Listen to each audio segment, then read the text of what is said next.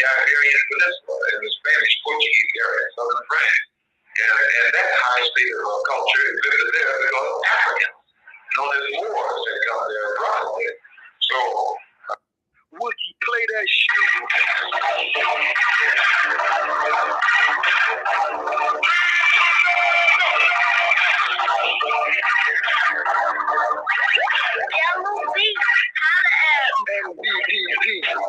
MVP. I'm telling y'all, I know I'm with the lawyer, so don't ask me. I know y'all are Moors, just ask General Khalid.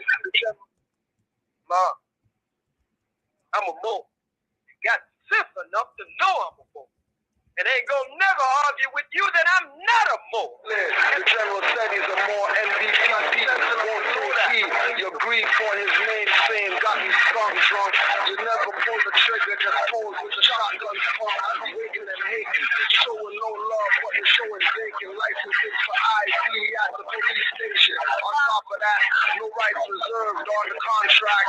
Dirty Moors finesse masters use old leaders for concaps. Show their picture but won't use their best codes. Only use the ones to bring in fiat notes from scapegoats. Kwame to raise white, even war friends at their wedding. A snitch like snitch and all black organizations begging. Walking with limbs peg-legging. These conscious pirates. Fake freedom warners getting no ratings when I'm irate. Conscious.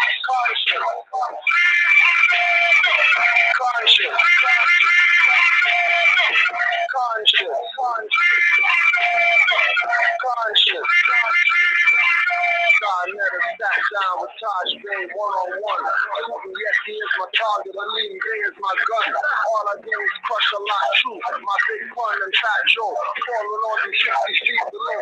Mike Fatso. Mark conscious cool frauds up with my firing squad. Tugging out emotions hard like pulling a squad. Larry's no professor. Show me some doctorate degree, son. Won't listen to I'm African crap until I see one. I'm not asking for much, cause I give more than I ask for. Moorish MC, lay it down hot like asphalt. I won't fool though, some call me fool Joe. Trying to get under my skin, you must be a new bro. Old folk get full flow, lash with the tongue strap. Conscious fools wanna be Gay Z and make a comeback. Not on my watch, slow till time stops. Left and shot cause the rhyme block. Open up your mind blocks. Conscious.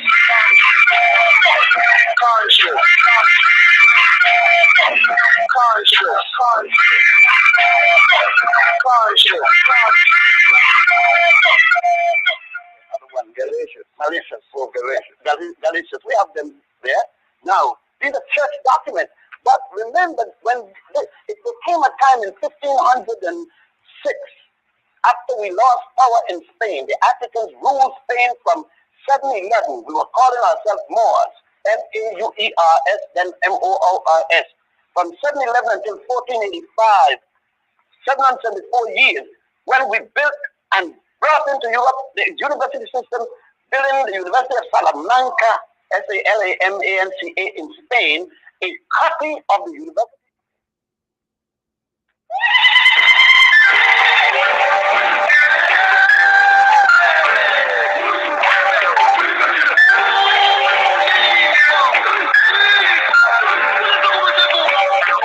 I manifest and test, the rest is history.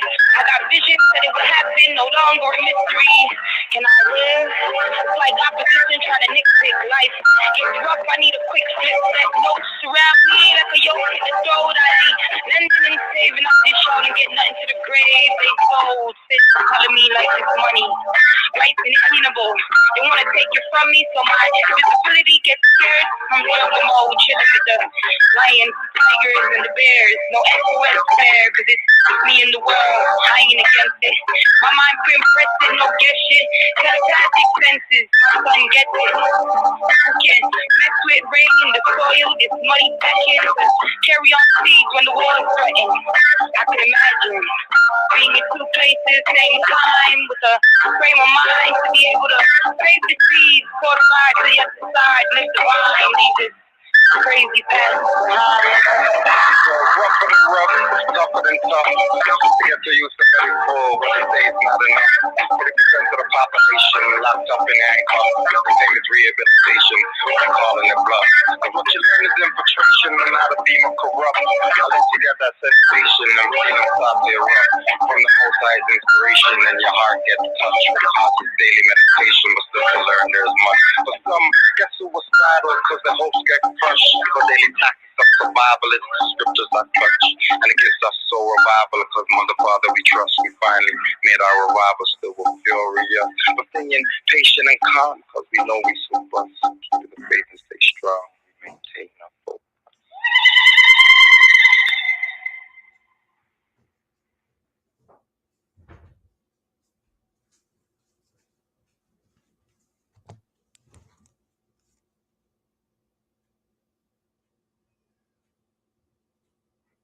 Islam, peace and love.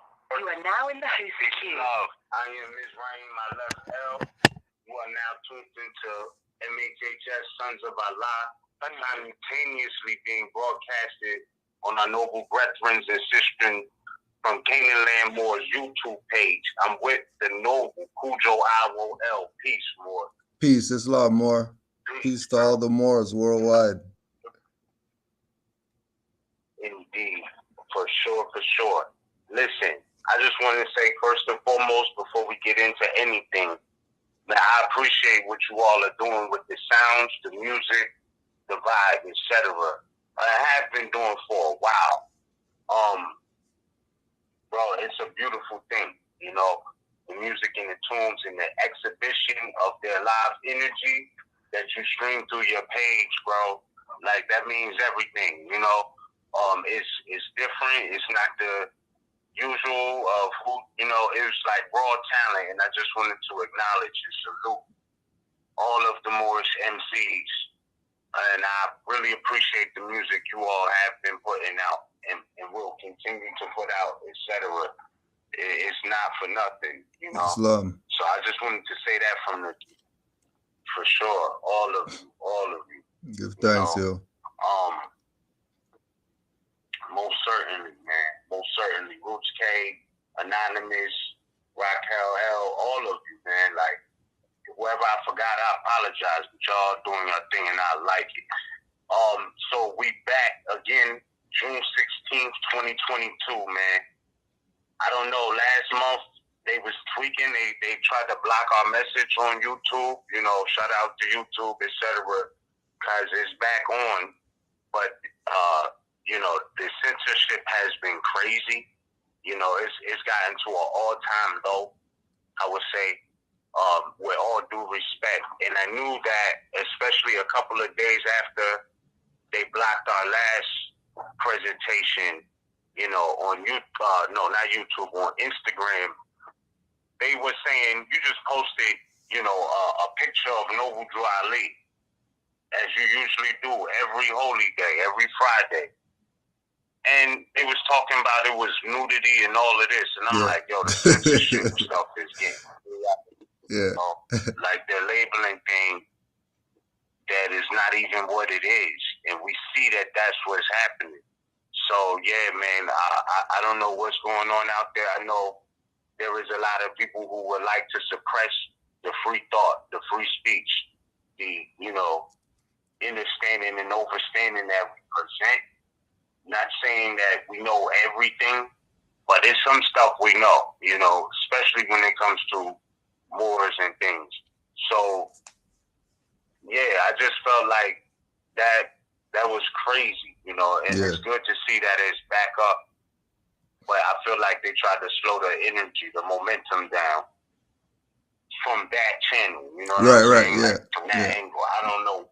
For sure. That's crazy, bro. Yeah, for sure. And again too, like, you know, the thing with what we keep talking about getting the good days, you know what I mean? And it's a thing where I know that us having this, you know, just like you're saying with the music, you know, us being able to do this is changing the energy. It's you know, it's stirring up the ethers.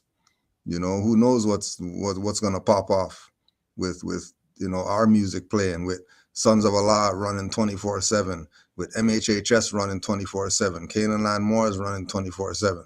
You know, if people only went to RV Bay Publications and Khalifa Media, how far would they be if they didn't stray into all the stuff that has nothing to do with them? You know what I mean? Even with the thing that you're saying with the Drew Ali and you know, the sexual post and all this, the fact that, you know, there's the ability to put up Drew Ali's face, put up Drew Ali's words, you know, it's causing a shift. You know what I'm saying? One of the Moors was telling me earlier, he was he bumped into the ambassador of Cuba. He bumped into the ambassador of Cuba doing some work that he's in. He's in the contracting realm, and he asked him about the 6th Pan American Conference. And when he brought up Noble Drew Ali to the Cuban knew who Noble Drew Ali was. He didn't tell him, you know what I mean? He doesn't know what he's talking about, or what do you mean by that? Or he knew exactly what he was talking about. He knew exactly that they're suppressing that Pan American Conference. And he was happy that the Moor knew that he was a Moor and that he wasn't black, because he was wearing his "I'm not black" shirt. And that's what brought up the conversation. You know what I mean? So we know that we're at the forefront of this whole what they say, which goes in tune with what's going on, this whole freedom, emancipation of the black guys and all that stuff. We know that Moors are it with regard to freedom. Because damn, it's one of our principles. If anybody's on some freedom for real, it's gonna be the Moors, because that's one of our principles. That, you know, every day a Moor is gonna say those principles few times a day, putting that energy out in the ethers. So with everything that we see them trying to suppress this information, you know, the ones who have it just keep putting it out. Whatever means that you could do that, keep putting that word out.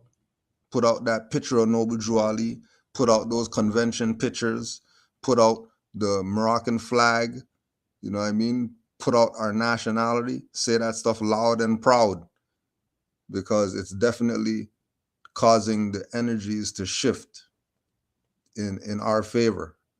And like we say, only those who have proclaimed and know are going to know what Moors are talking about when Moors start talking.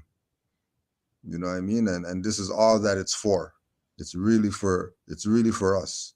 It's really for the ones who are in the know. The ones who are ignorant, they're gonna be that. You know what I mean? And like we were saying, also too, anybody in the Canaanland chat, if you have questions or if you have comments, the number scrolling at the bottom, feel free to call in and push 1 if you got something that you need to say or whatever. But I yield the floor for right now, more Islam. Facts, bro. Indeed. And you know, that's what it is. So when you know yourself and other people recognize it too, it's just like some of the main, I don't really even want to say opposition, just people with lack of understanding comes from our own, though we are, you know, coming into this at our own pace. But I'm to the point now, bro, like you said, when it's for us, it's like, I'm not arguing with nobody no more.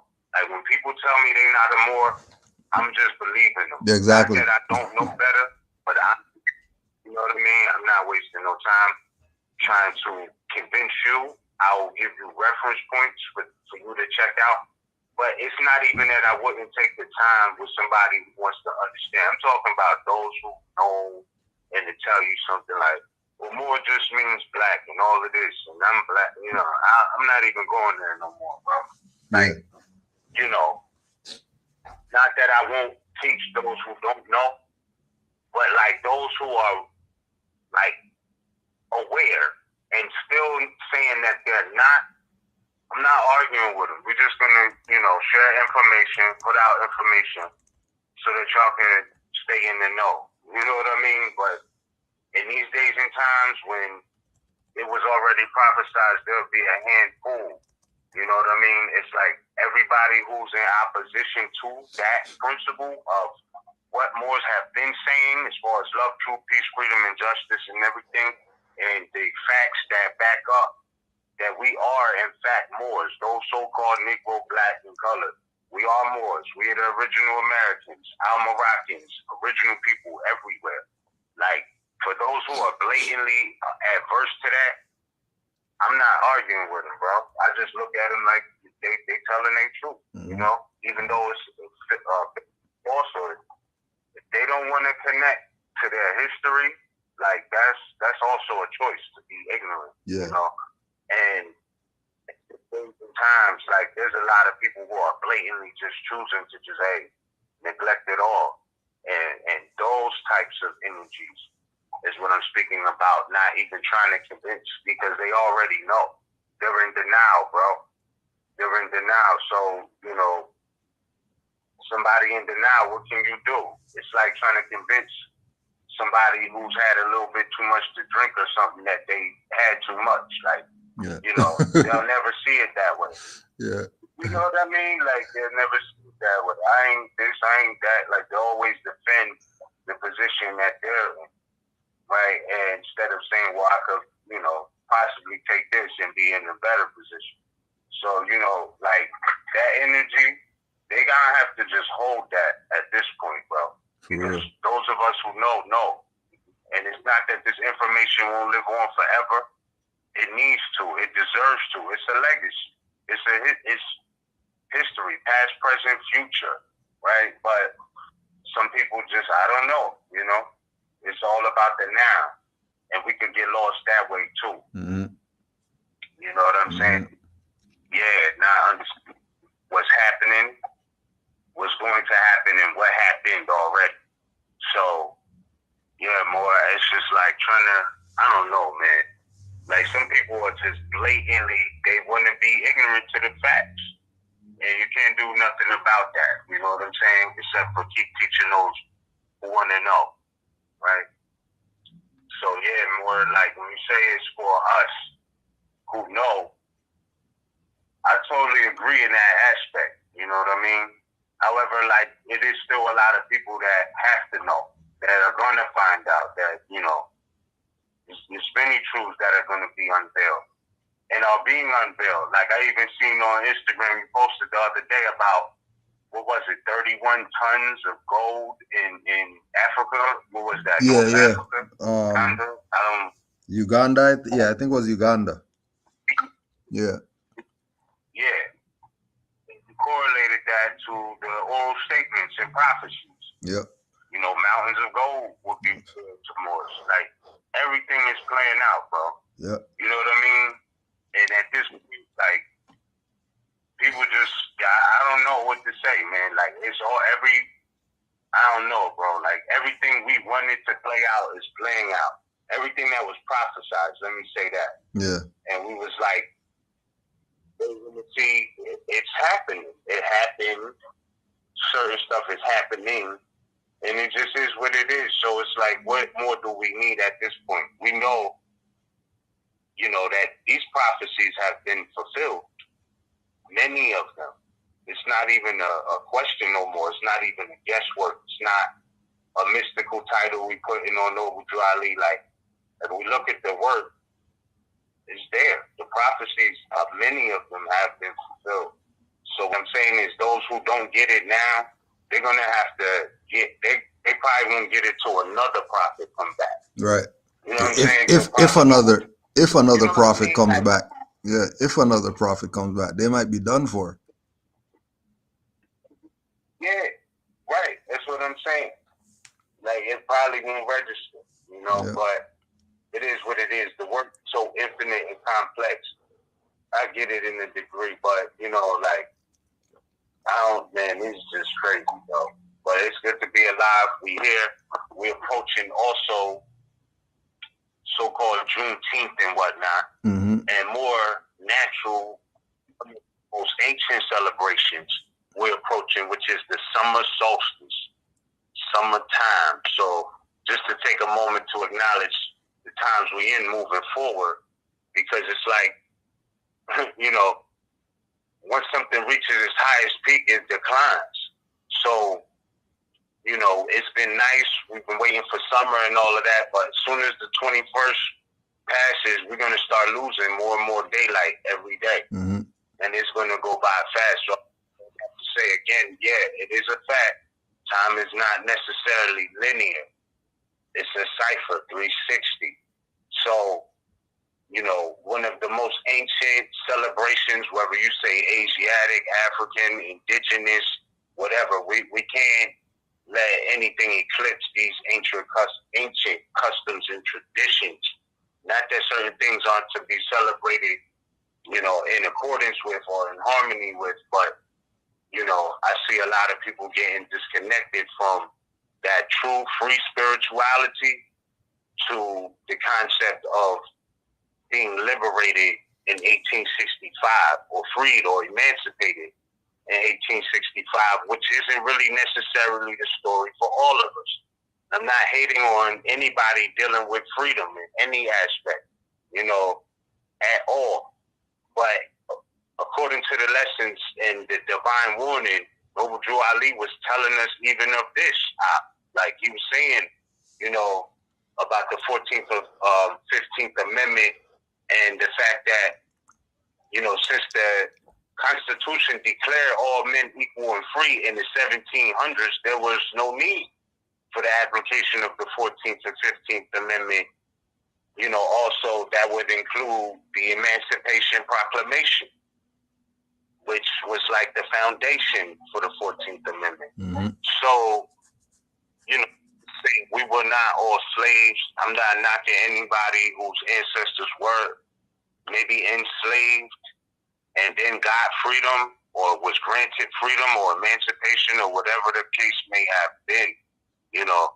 But I'm just saying that story is not all of us. Like all so-called black people were not slaves, right? Like these free Moors were not all in slavery. So yeah, it's a celebration to see anybody go to freedom from that status of slavery, but it's still not the story of everybody.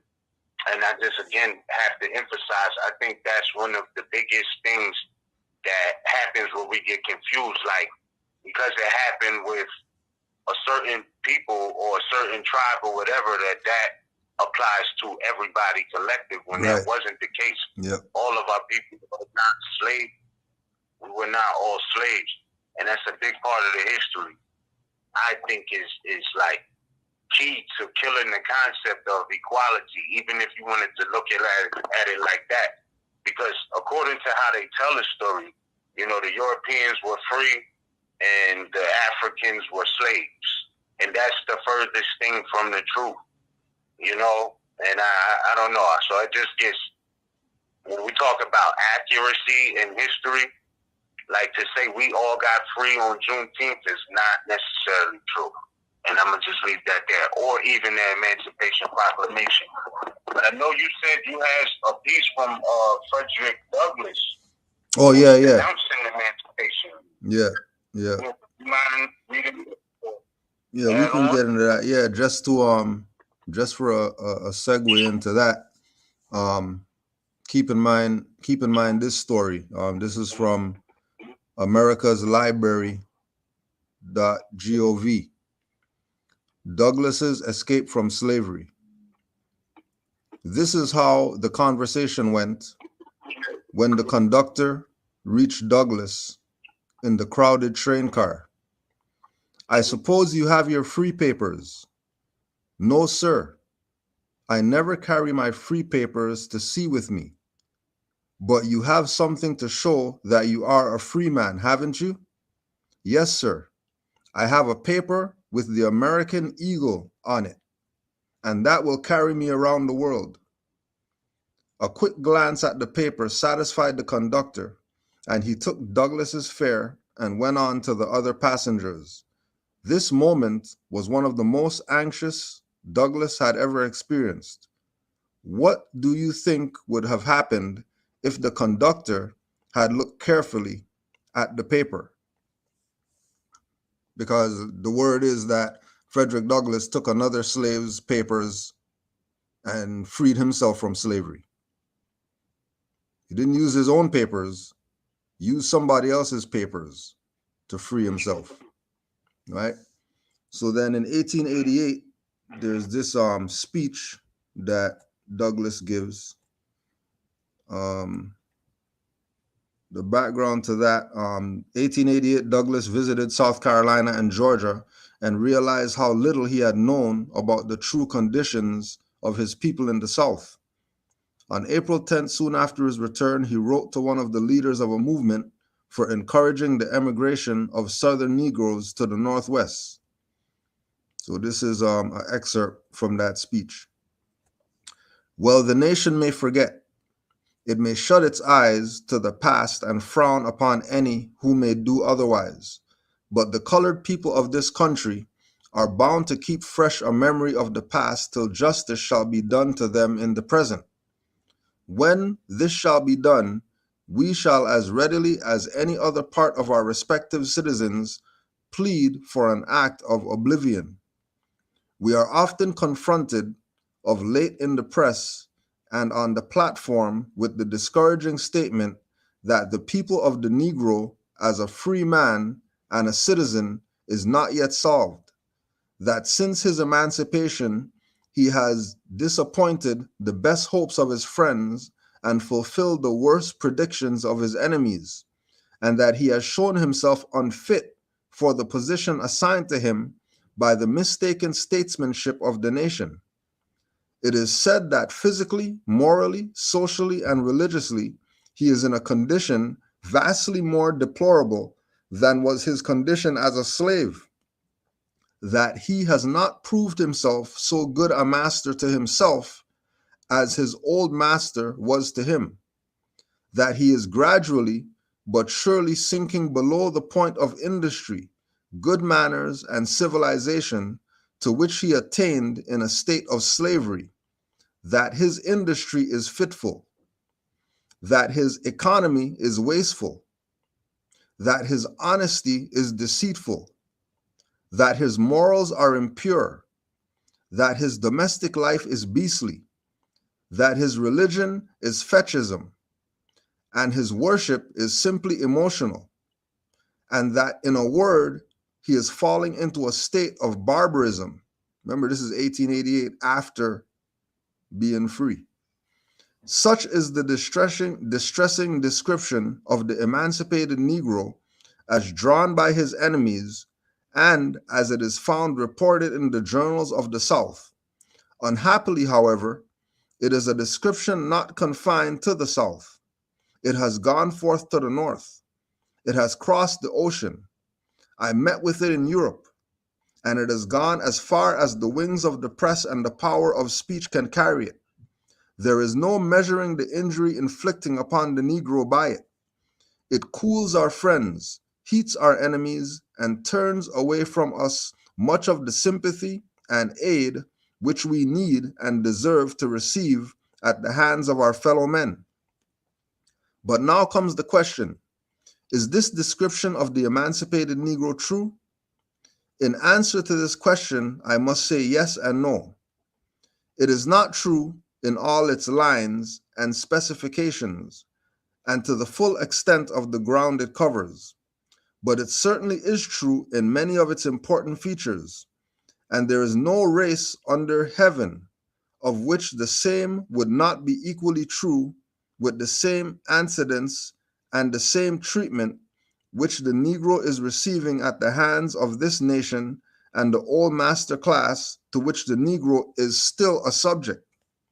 I admit that the Negro, and especially the plantation Negro, the tiller of the soil, has made little progress from barbarism to civilization, and that he is in a deplorable condition since his emancipation, that he is worse off in many respects than when he was a slave. I am compelled to admit, but I contend that the fault is not his, but that of his heartless accusers. He is the victim of a cunningly devised swindle, one which paralyzes his energies, suppresses his ambitions, and blasts all his hopes.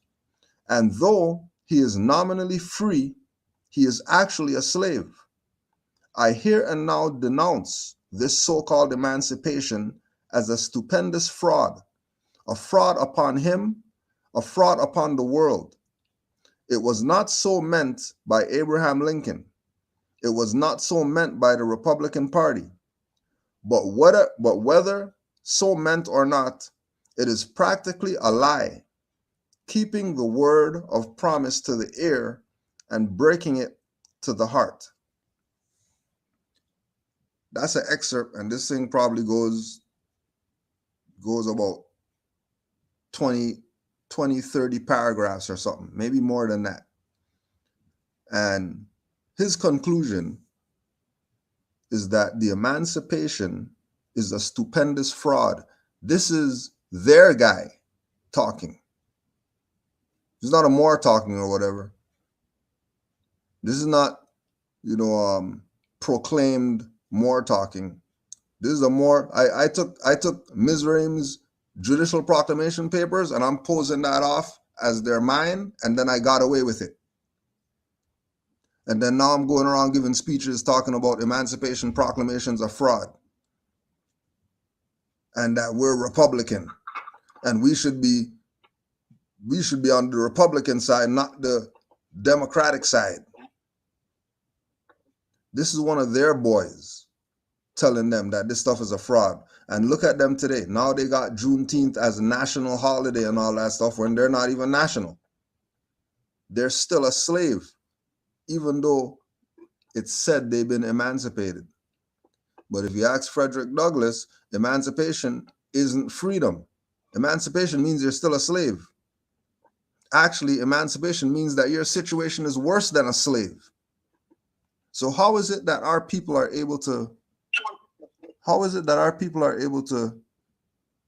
parade around as if they're free when they are a victim of a cunningly devised swindle, one which paralyzes his energies, suppresses his ambitions, and blasts all his hopes?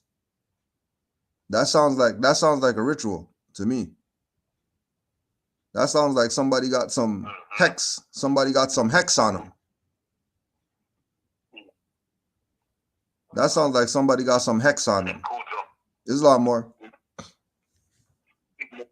I just wanted to say this. A lot of the people that they speak about from back in the day, and they talk about Black history and freedom fighters, abolitionists, and all of these things, the level of freedom that they were dealing with, right, influenced even what Noble Drew Ali was talking about. Like, don't get me wrong. Yes, Noble Drew Ali was telling it like it was, like it is. But let's not forget, some people did know prior to that. It's just the way that they tell the story. They'll tell it with their so-called slave name. So we can hear about a King Philip and not know that, oh, that's an indigenous Moor from North America, right? Like the way they tell stories, the names they use, right? It kind of throws it off. You would think these people didn't know that they had a different vibration in their appellations and things like that, when they actually did, right? So they say Harriet Tubman, et cetera, but she had an indigenous appellation as well, right? So, when they're telling it from a certain perspective, it sounds a certain way, like it's not like it because remember, these were people who were about freedom, who were about abolishing certain conditions as well. you know. So it wasn't a foreign concept to them. And it wasn't a foreign concept of the times. Why Noble Drew Ali was even saying what he was saying. These were the principles. Right. You know. And yeah, you know what I mean? Like, yeah, these are the principles that we can align with. It's love, truth, peace, freedom, and justice. All is well. We all in, right? Like, that's, and when you look back, the stories that they have essentially were about that. Mm-hmm. You know, like Mm-hmm. to feel like saying that the conditions in different places were kind of different, but sort of the same in different ways. Like, you have brothers who they call, you know, Box Joe Brown or whatever. And, you know, they were putting themselves in mail packages to get shipped up north. Yep. In a package, trying to get away from certain conditions. I'm just saying there's so many levels to this concept of freedom. Of freedom. And it also has a lawful meaning. Yep. And people have done the most, you know, what people would call bizarre or far-fetched things to get it. You know what I mean? To feel it for a minute. For literally, for if it was a minute, they just wanted to feel that. You know what I mean? And all of that sweat equity of our ancestors to, you know, lay some sort of platform for us to dispute or not, or to agree with or not. Like, all of it is beautiful. You know what I mean? Because we even get to discuss these things and get to see their point of view. Whether we agree with it or not, we have something to say, well, hey, look, this was where this could be better or whatever. But it's not like they didn't know. These people lived it. Yeah. You know, so, yeah, I just feel like that, you know, in correlation with when he was highlighting, well, this is supposed to be one of their guys. They knew too. I'm sure they knew about jurisdiction. Yeah. Like, it was the main thing of the 14th Amendment. You know what I mean? Like, you think they wasn't trying to comprehend that? Right. Real tough. You know, it wasn't. But I'm sure when they read it, they was really reading that, what it actually says. You know what I mean? And what it actually meant. You know, you ask a runaway slave, a so-called runaway slave off the plantation, what is jurisdiction and whose jurisdiction they under? They like, I ain't under this oppressor jurisdiction. I'm free now. You know what I'm saying? Like, that's, and it's not be a runaway, but it's a conversation where they're like, yo, listen, whether you say it's valid, invalid, whatever, I'm not dealing with that. You see what I'm saying? So, and even for those who were born free, knew the same thing, right? Because let's never forget this. We've been in the field. We visited some of these, you know, so-called plantations in Virginia, and there's presidents of the so-called United States who were actually born on plantations. And in my eyes, or what I deem to be the eyes of the law, if you was born on that plantation, you were a slave. Right. Even if it wasn't on, you know, spiritually, you were enslaved to slavery. You had to play a part. So being born on that plantation and then becoming the president, you know, that story of slavery is forever connected. Whatever position you was in, like, there's a connection. There's a spiritual indebtedness to that energy. Right. Of trying to own or dictate other human beings. Right? So, you know, yeah. Let me let's get into a little couple more of these paragraphs because it gets interesting. Do you ask me why the Negro of the plantation has made so little progress? Why his cupboards is empty? Why he flutters in rags? Why his children run naked? Why his wife hides herself behind the hut when a stranger is passing? I will tell you. It is because, remember, this is their boy talking. Just remember, this is their boy talking. I will tell you, it is because he is systematically and universally cheated out of his hard earnings. The same class that once extorted his labor under the lash now gets his labor by a mean, sneaking, and fraudulent device. That device is a trucking system which never permits him to see or to save a dollar of his hard earnings. The struggles, but like a man in a morass, the more he struggles, the deeper he sinks. The highest wages paid him is $8 a month, and this he receives only in orders on the store, which in many cases is owned by his employer. The script has purchasing power on that one store, and that one only. The script. You think that, just like I said, you think they didn't know? You really think they didn't know? The script. A blind man can see. A blind man can see that the laborer is by his arrangement bound hand and foot and is completely in the power of his employer. He can charge the poor fellow what he pleases and give what kind of goods he pleases, and he does both.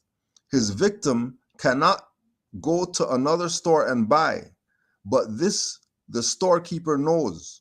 The only security the wretched Negro has under his arrangement is the conscience of the storekeeper, a conscience educated in the school of slavery, where the idea prevailed in theory and practice that the Negro had no rights, which white men were bound to respect, an arrangement in which everything in the way of food or clothing, whether tainted meat or damaged cloth, is deemed good enough for the Negro.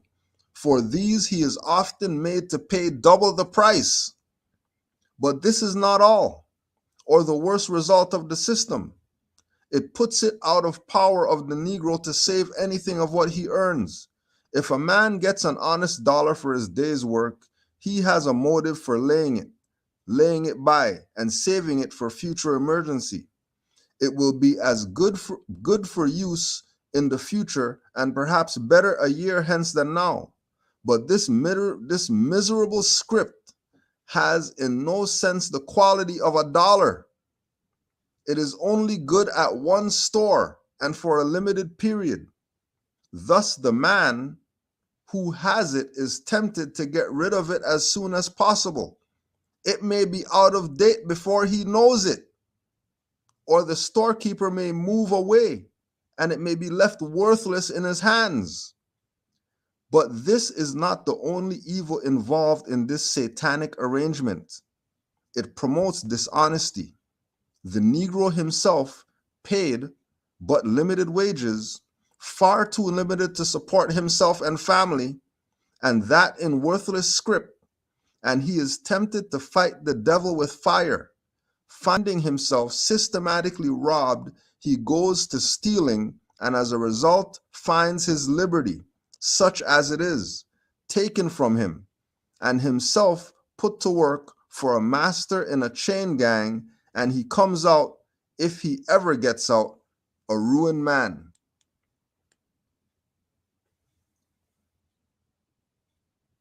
You need more still? And it's Douglas saying this? This is Frederick Douglass saying this, 1888. So now can we see, can we just take a moment to correlate? It may not be all in the same package, but if that's not what Noble Drew Ali was speaking about as far as us needing to understand and have economic security and promote economic security, and that being one of the major issues, pardon me for paraphrasing, but I do trust that you do know what I'm speaking about when he says that. One of the things that needs to be promoted is economic security. And everything you just read is definitely, a reality to the subtraction of what many people do earn. You know, he's talking about the Negro getting $1 and wanting to get rid of it as soon as he get it. That's real talk. I think that falls under the mind state of economic security. Yep. Like, secure that. Invest in things. It sounds like they knew the blueprint is better, if you ask me. Yep. You know what I'm saying? Yeah. So all of these things were like necessary. Not that they're not necessary today, but they were so necessary to be discussed back then. You know what I mean? Like, and we can see how that still translates to today. Mm-hmm. But they were saying it back then. What's that? 1888. 1888. With some angel numbers in there, so you know. Yep. Yeah. Right. And again, going back to you know, we're paraphrasing, but you know, Juali told these Moors you're going to be passing 20s in the street, right? Because the stuff is worthless. Tomorrow they can change what this is worth. Same thing that Frederick Douglass is telling these Negroes. You think you got something? You think you got something of value? You have nothing. This is 1888. They're telling them this. And then they're looking at Noble Drew Ali as if he didn't know what he was talking about, or Frederick Douglass saying the same stuff Drew Ali was telling them. Saying the exact same thing that Drew Ali was telling the Moors in the 20s. He's telling them in 88. In 1888. You know, so you know that there's some type of mental warfare going on if they didn't get this stuff from 88 with a non-prophet telling them, and then prophet telling them now in the 20s, and look at them today, still chasing script that was created by their master and all that, telling you about they need 20,000 to do tours and all this, chasing script. The only security the wretched Negro has under this arrangement is the conscience of the storekeeper. The only security is these individuals who print this stuff up. Are they gonna make it worth something, or are they gonna keep cutting it down and have you thinking that the script is what it is or whatever like that, and then they're not even dealing with script. They don't even care. What did they say? Own nothing, control everything. They're all about control. They're all about control. And if they're all about control, and then our people have no control, we're in serious trouble. Because we already know that money doesn't make the man. It is free national standards. It's by living by principles. It's not about going to the grave with 80 million in the account. It's about going in with 80 million in good deeds. That's where your freedom is going to come from. What have you done for somebody else?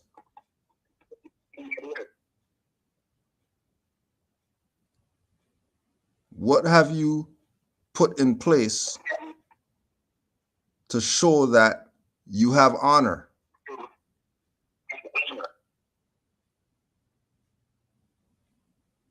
If you have no honor, the slavery continues. As we see, like we said in the beginning, you know, the Moors who know, they don't have these issues. I was talking with Brother Yusuf the other day. He got so much vegetables, he's rich. That's right. He's got so much vegetables, he's rich. indeed, and salute to that. I just want to add on right here. If we could take a pause for the cause, right? The brother saying he got so much vegetables, he's rich. You saying, not, and it's not just that you're saying it, and this is real facts, that it's not the money and the script, the fiat notes. These are things that will be prophesized that we will be bypassing. And I just want to take a moment to acknowledge that if we're not in those times right now, we're being prepped in these times right now for that actual day. And what I mean by that is March 13th, 2020, Gregorian calendar, when it declared a pandemic. One of the effects I seen in society, one of the notices that were up on all these businesses' doors was we have no change. So please use exact cash or card, or no cash at all, just card, right? So they kind of like started forcing people into that paperless society. There's people who get paid, they never see a dollar in their life. Everything is digital, right? The bank account is running up just off of digital currencies. And whatever they're doing, they can convert that to a so-called dollar bill, but they're not even getting that in that. Like, this is based off of digital. So, in a sense, we're in a mixed currency system right now. Because on one hand, as these stores are saying, hey, you can't come with straight cash, you got to have your card because they got a coin shortage. This was their excuse, bro. If we just talk in general about money. And it's something we will walk past, as you brought up about, walking past the 20 note. So they were basically saying, you got to pay with this digital currency. We don't have cash. But there's a conflict there because in the so-called society that they're under the jurisdiction of, the note is supposed to be, a legal tender in payment of debts, public or private. So you go into Olive Garden, the post office or whatever, and they're like, well, your order is over this.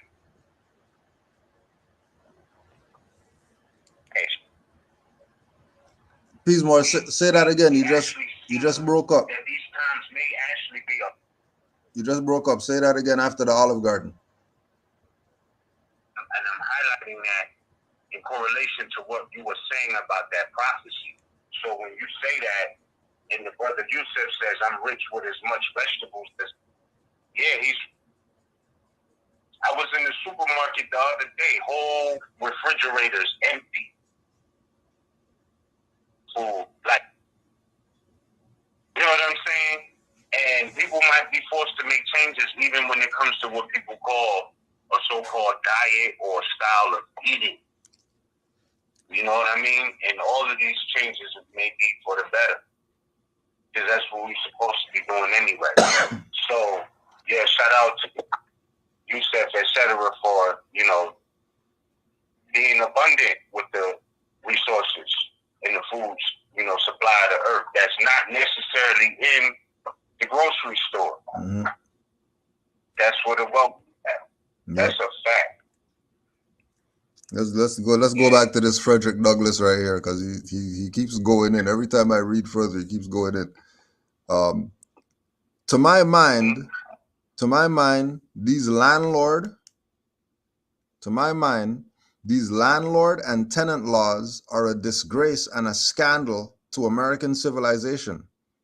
A more skillfully contrived device than these laws to crush out all aspiration, all hope of progress in the landless Negro could not well be devised. They sound to me like the grating hinges of a slave prison. They read like the inhumane bond of Shylock, stipulating for his pound of flesh. They environ the helpless Negro like the devilfish of Victor Hugo, and draw the blood from every pore. He may writhe and twist and strain every muscle, but he is held and firmly bound in a strong, remorseless, and deadly grasp, a grasp from which only death can free him. Floods may rise, droughts may scorch, the elements may destroy his crops, famine may come, but whatever else may happen, the greedy landlord must have from his tenant the uttermost farthing. Like the den of the lion, all toes in its path turn inward. The case is aggravated when you think of the illiteracy and ignorance of the people who sign land leases. They are ignorant of the terms of the contract, ignorant of the requirements of the law, and thus absolutely in power of the landholder. You have heard much, read much, and thought much of the flagrant injustice, the monstrous cruelty and oppression inflicted on the tenant class in Ireland. I have no disposition to underrate the hardships of that class. On the contrary, I deplore them. But knowing them as I do, and deploring them as I do, I declare to you that the condition of the Irish tenant is merciful, tender, and just as compared with the African freedman. There are thousands in Ireland today who fix the price of their own rent, and thousands more for whom the government itself measures the amount of rent to be paid, not by the greed of the landlord, but by the actual value of the land and its productions, and by the ability of the tenant to pay. But how is it with us? The tenant is left in the clutches of the landlord. No third party intervenes between the greed and power of one and the helpless of the other. The landholder imposes the price, exacts his conditions, and the landless Negro must comply or starve. It is impossible to conceive of conditions more unfavorable to the welfare and prosperity of the laborer. It is often said that the law is merciful, but there is no mercy in this law. And isn't that the same stuff right now, going on right now? Isn't this the exact thing going on right now?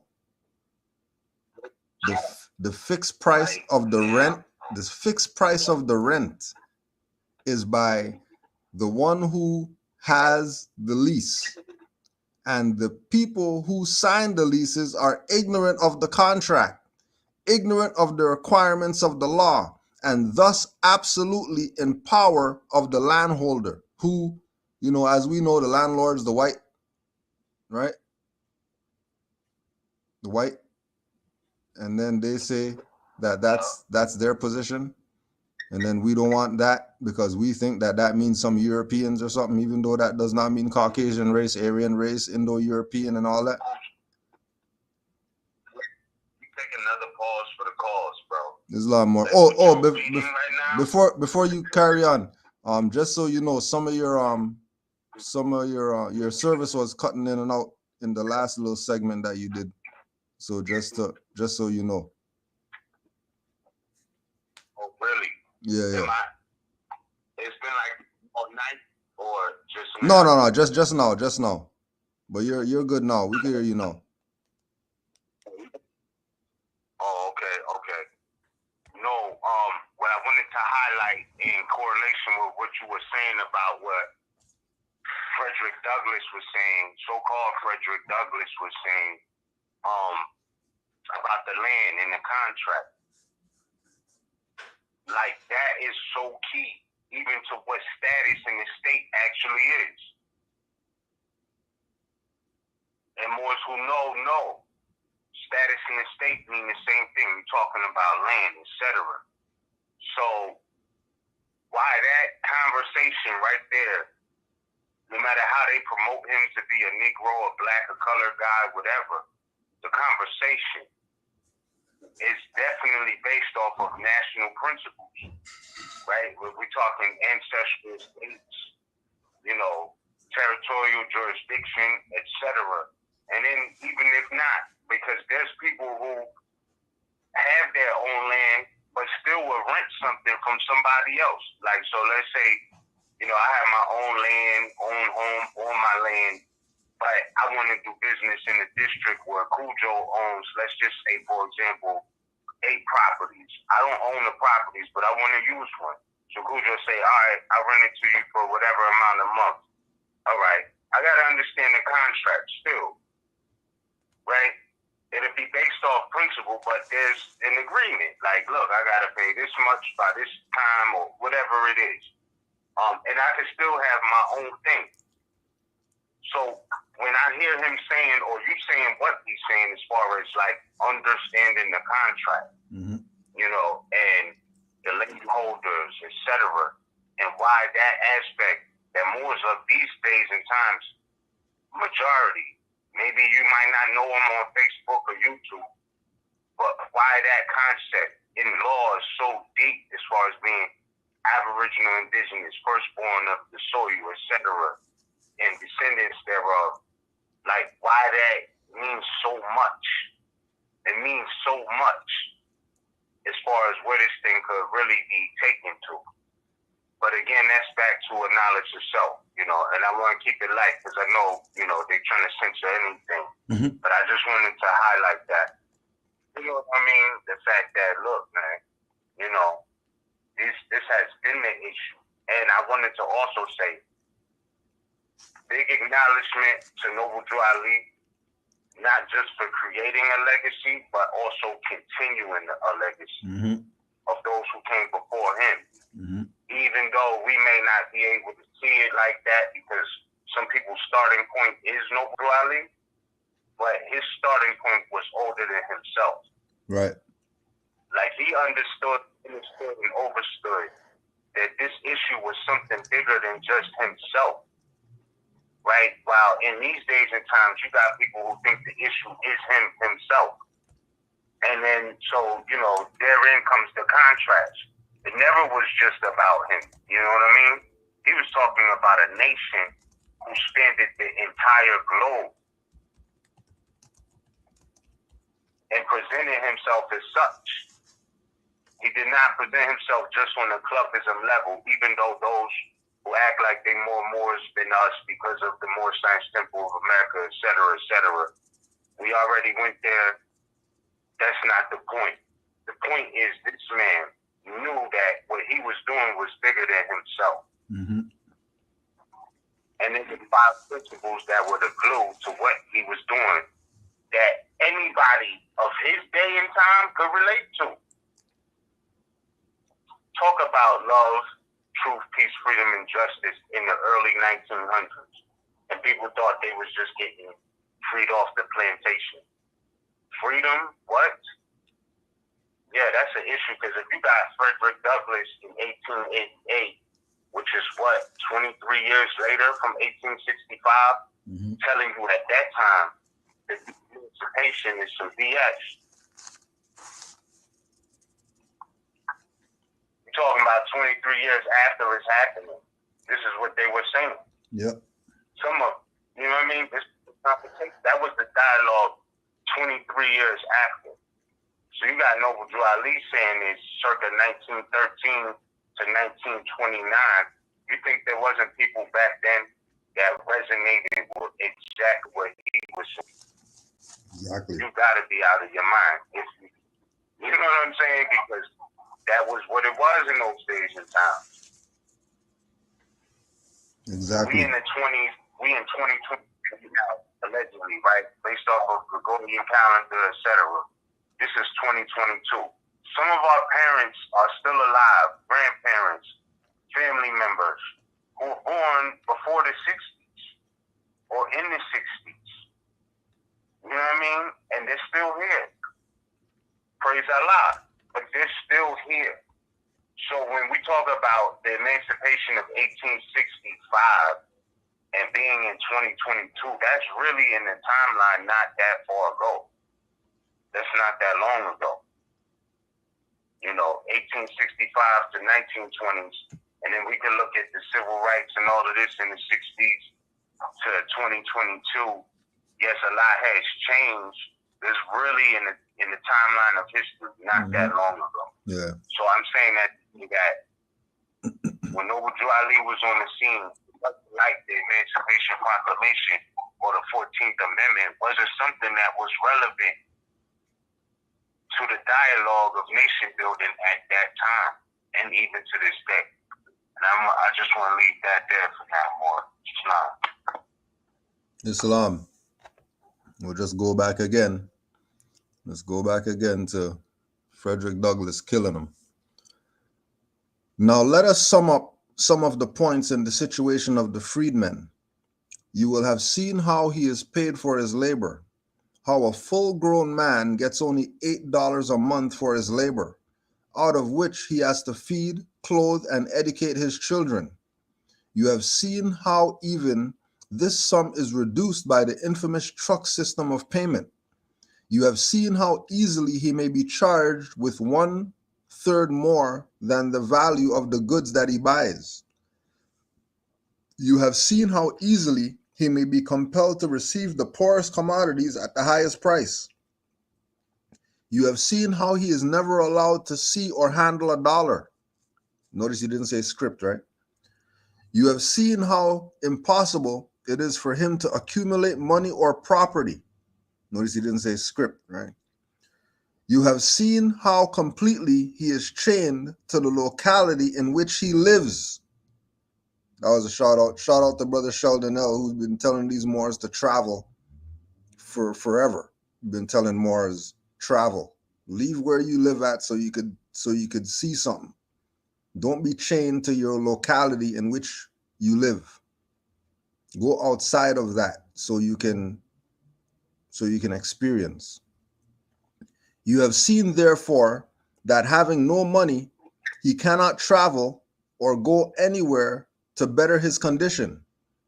You have seen by these laws that even on the premise which he rents, he can own nothing, possess nothing. You have seen that he cannot sell a sheep or a pig or even a chicken without the consent of the landlord, whose claim to all he has is superior and paramount to all other claims whatsoever. We'll read that one again. You have seen that he cannot sell a sheep or a pig or even a chicken without the consent of the landlord, whose claim to all he has is superior and paramount to all other claims whatsoever. You have seen all of this and more, and I ask, in view of it all, how,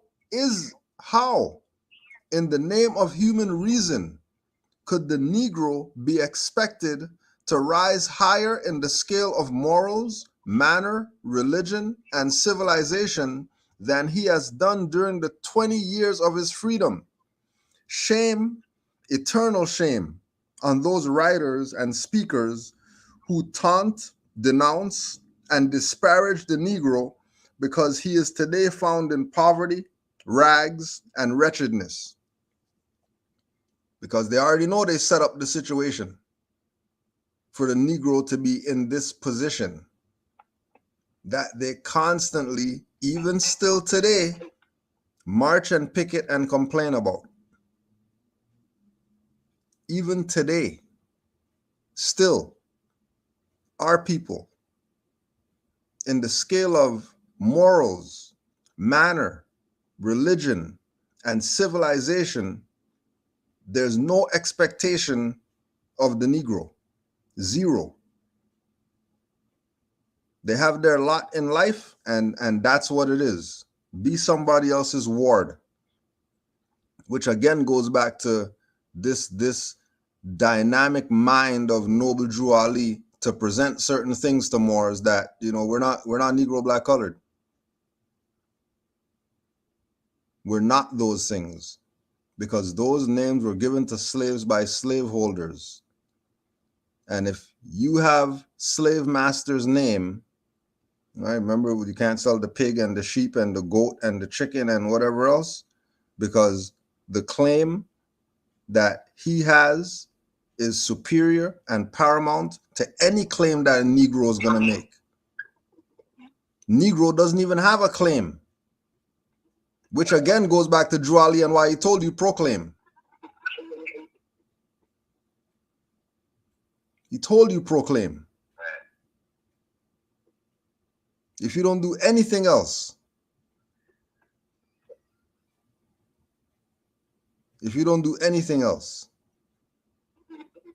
highest honors to Noble Drew Ali. We know that he's the man. We know he's the man. I yield the floor till the next paragraph, more. Yeah, facts. I just want to add on this because I appreciate what you presented. But in light of what you was just saying, if I could give a summary of what you were saying, what you were quoting from Frederick Douglass, and how, from my experience, that's still going on today. Mm-hmm. When he's talking about that he wouldn't be able to sell a chicken, a goat, or any of that. I met a sister who was working at a retail store, department, like warehouse type retail store. And she was telling me how her boyfriend's mother and father, they came from Mexico. And they live in this remote location, right, where there's farms and gardens and things like that. But they live for free. They live for free because they work the land for a European family. And they call these, like, I believe they say state preserved farms, state preserved farms. And they live on this nice land and all of this, but they're sharecropping, basically. And this is 2022, right? She's telling me this, and I'm like, damn, I didn't know that was still going on. She was like, yeah, but basically they're using so-called Mexicans to do this type of labor in exchange for a place to stay, but they have no ownership in the property. They just have a free place to stay. And that shit, it just blew my mind in correlation to what you was just reading. Mm-hmm. You know what I mean? How it's still going on today. Because we know the connection and the relation between Moors and Mexicans, neither of us being foreign to North America, South America, or Central America. But I'm going to leave that there. I'm going to keep it light. No censorship today. You know what I'm saying? But you know that that's a real thing. So, yeah, man, like, to see that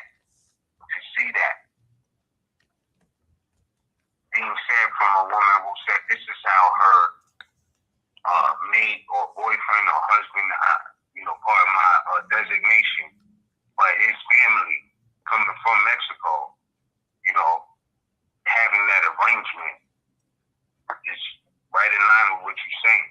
Mm-hmm. Yep. So I just wanted to leave that right. Yeah. Islam, more. Islam. Carrying on. But again, let us see what are the relations subsisting between the Negro and the state and national governments. What support, what assistance he has received from either of them. Take this relation to the national government, and we shall find him a deserted, a defrauded, a swindled, and an outcast man. In law, free, in fact, a slave. In law, a citizen, in fact, an alien. In law, a voter, in fact, a disenfranchised man. In law, his color is no crime.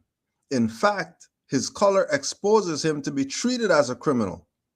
Toward him, every attribute of a just government is contradicted. For him, it is not a government of the people, by the people, and for the people.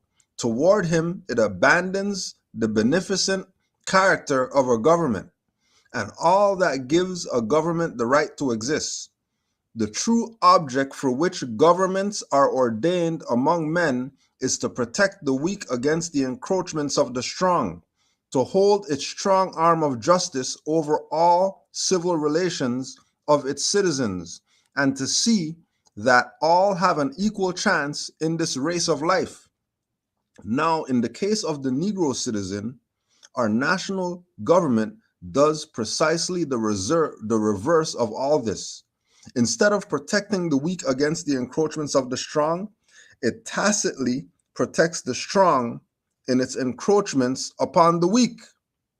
When the colored citizens of the South point to the 14th and 15th Amendments of the Constitution for the protection of their civil and political rights, the Supreme Court of the United States turns them out of court and tells them they must look for justice at the hands of the states, well knowing that those states are, in effect, the very parties that deny them justice.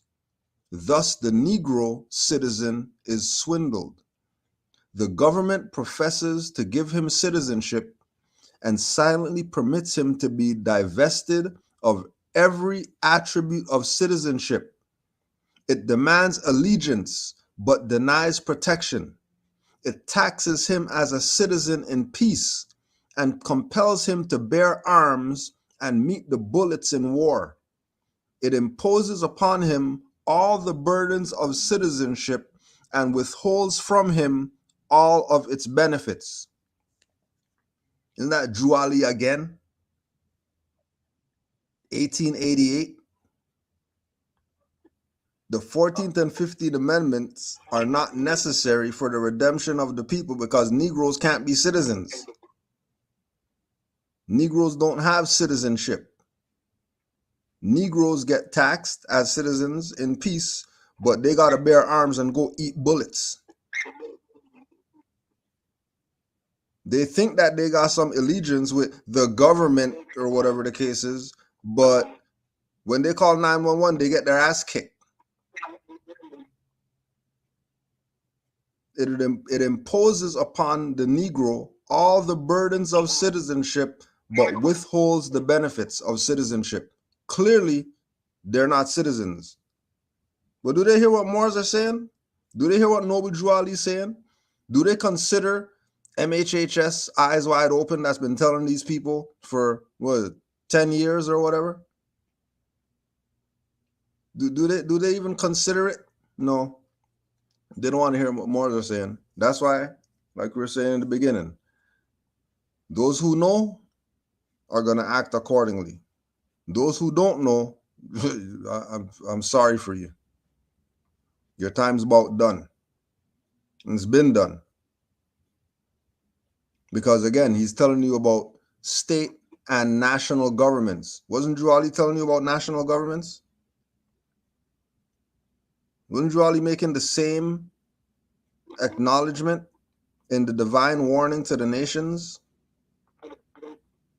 And like Moore's been telling people that the divine warning to the nations means that we're not just talking about some black, white, and that's it.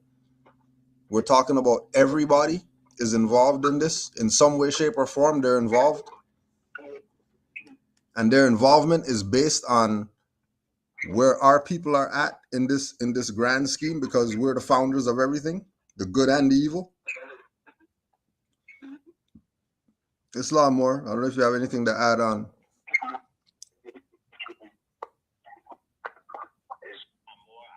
To say in a nutshell, based off of what you just shared, in review, like real talk again, we got to give acknowledgement to Noble Juali, not just for creating a legacy, but continuing one and refining one. So whereas today we can look back and see, essentially, this is what all of the people they highlight in so-called history as it relates to Moors who have been branded Negro, Black, and Colored.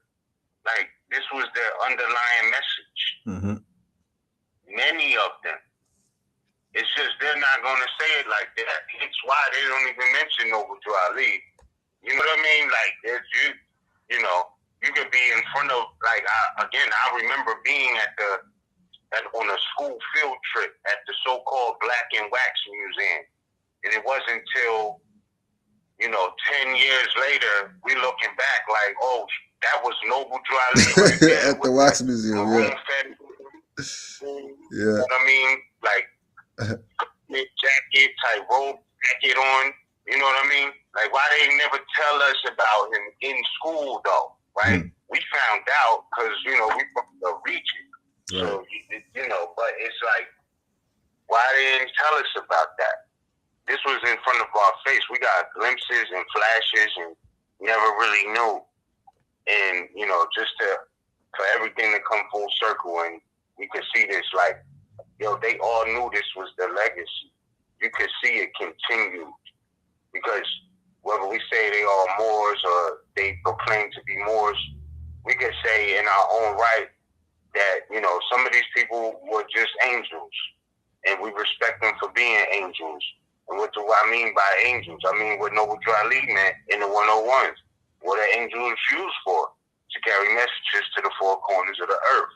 So whatever that message had been, if we could correlate that to what our principles are supposed to be, we could see that there was a uniformity in the legacy that continued no matter what was said. Like there was principles that were always addressed. And that means a lot to me, to look back and see it like that. To me, But yeah, for sure, more like, But yeah, not for nothing, we do have somebody with their hand up. Islam. If they want to add on that, still, hopefully, they're still with us. So let's bring on caller 443-376. And we with us. Peace and greetings, beloved bro. Peace, more. Brother Miz, brother Ujo. Islam brothers. I'm Brother Hassan Ghazil Bay here at Morocco at Northwestern Maxim. I'm going to be brief. I want to add to y'all wisdom. Yes, it is wild. The sharecropping is still going on. Supreme honors the Prophet Noble Dry Leaf.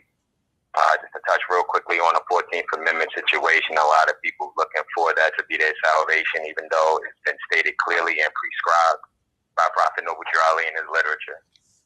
That is not for the salvation of his people, which is, I'm going to say I'm his people.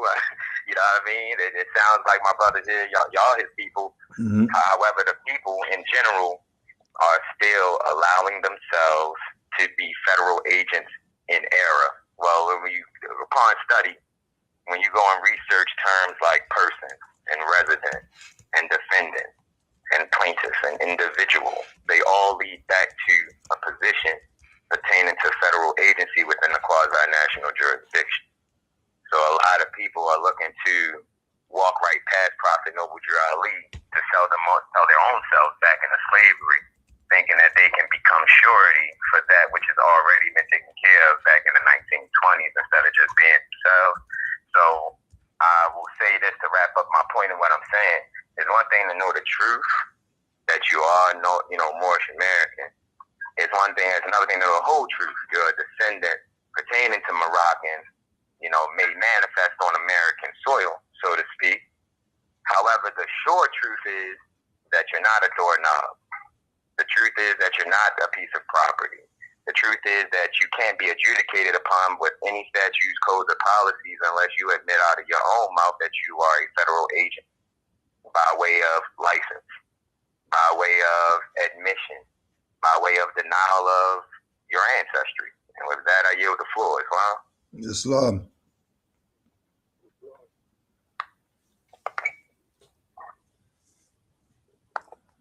Thank you, brother. Give thanks, more.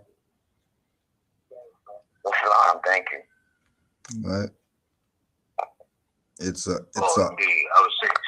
Oh, you're muted? Yeah, peace. Peace for that. But what I'm seeing today, like it's deeper than being an agent because you have a license. Like there's people who are really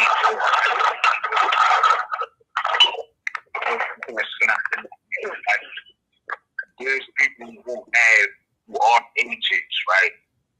On YouTube, acting like they speak for the whole Moorish community, right? And we know there's different truth doesn't change or pass away. So, you know,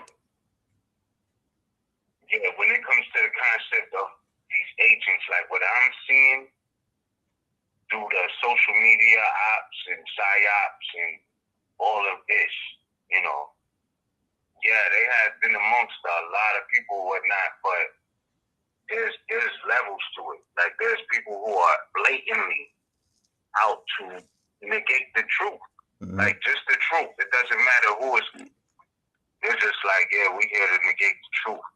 Whether it be Raj, Taj, whoever, it doesn't matter. Like they, you know, not that people can't disagree with certain views or whatever, but there's certain shit that's deeper than, you know, whether you have a license or not. Like there's an agenda. You know what I mean? It has been one since back when. So don't get that twisted in the sense of what it is and what it is not. That's all I wanted to say or add on. But yeah, man, like it's real. And the thing is this, right?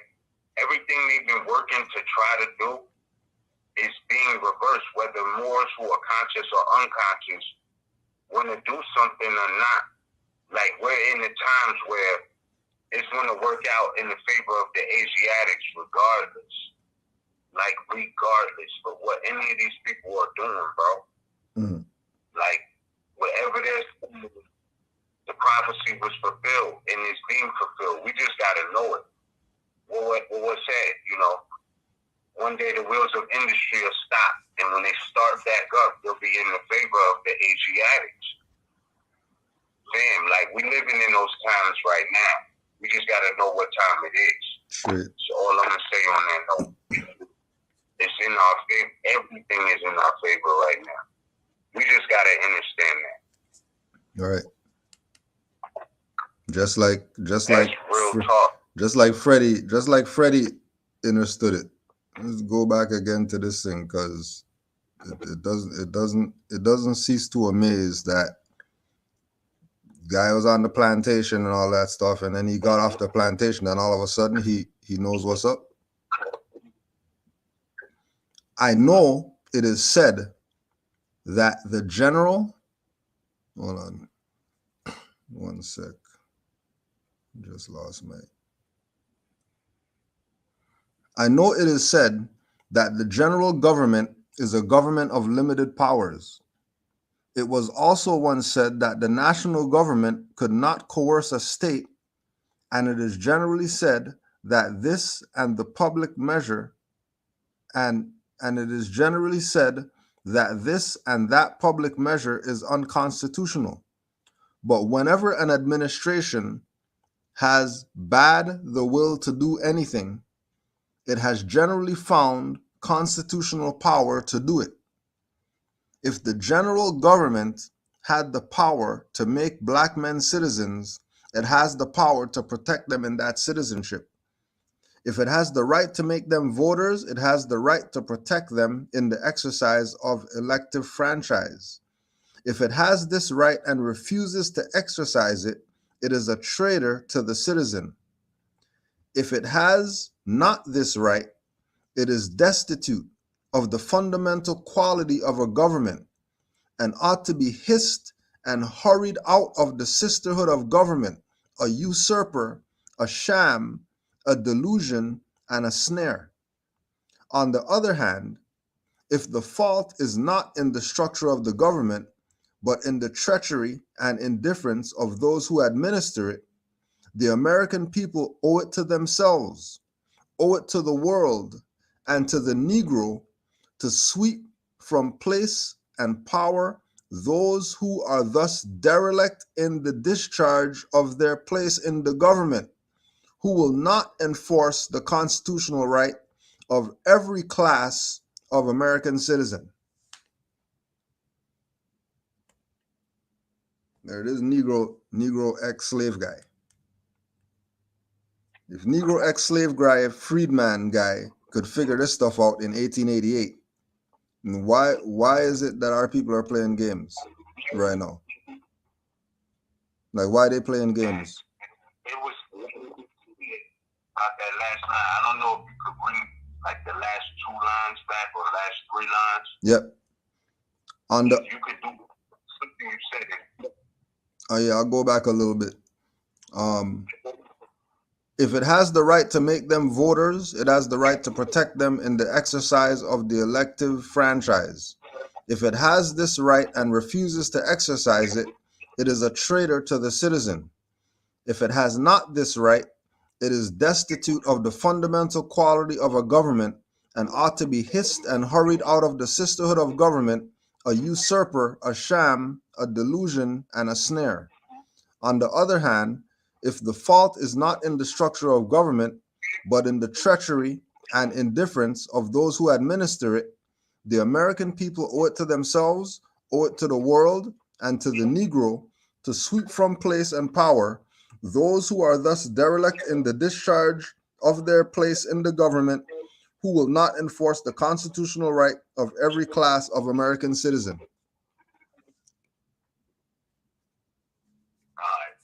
That's now what you're reading right there. That's to be clear for the record. That's Frederick Douglass, who they call in history Frederick Douglass. He's saying that. Mm-hmm. Yep. He mentioned.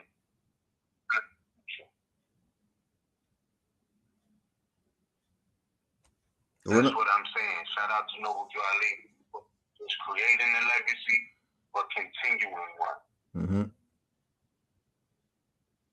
And understanding how to refine it for the better, not just because he did what he wanted to do. No, that was always the missing piece, and that was his message. Yeah. And I acknowledge for that. Real talk. Super acknowledgement. That was the pressing issue. Yeah. Not everybody, but most of those who they highlight and celebrate as heroes, their underlying message, which was their substance of what they were doing, was according to these principles, man.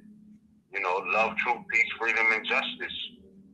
Law, constitution, health, medicine, like all of these legacies. So essential,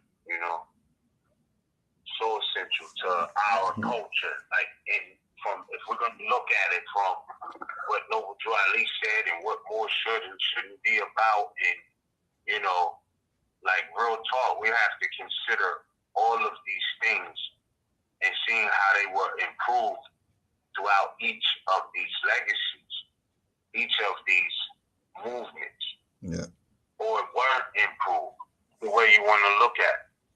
But it's worthy of examination. I think Noble Drew Ali did an outstanding work, you know what I mean, by refining it and adding the concept of nationality. You know what I mean, specifically, like by name and principle, for lack of better words, by name and principle, not just principle, like name and principle. So when he was talking nationality, he was specifying a specific ancient people who were still here in those days and times and are still here now. To me, that's just amazing, bro. Yeah. That's amazing. And we can utilize that info and that philosophy right now, effectively. Right now. Yep. Well, there's a little bit more.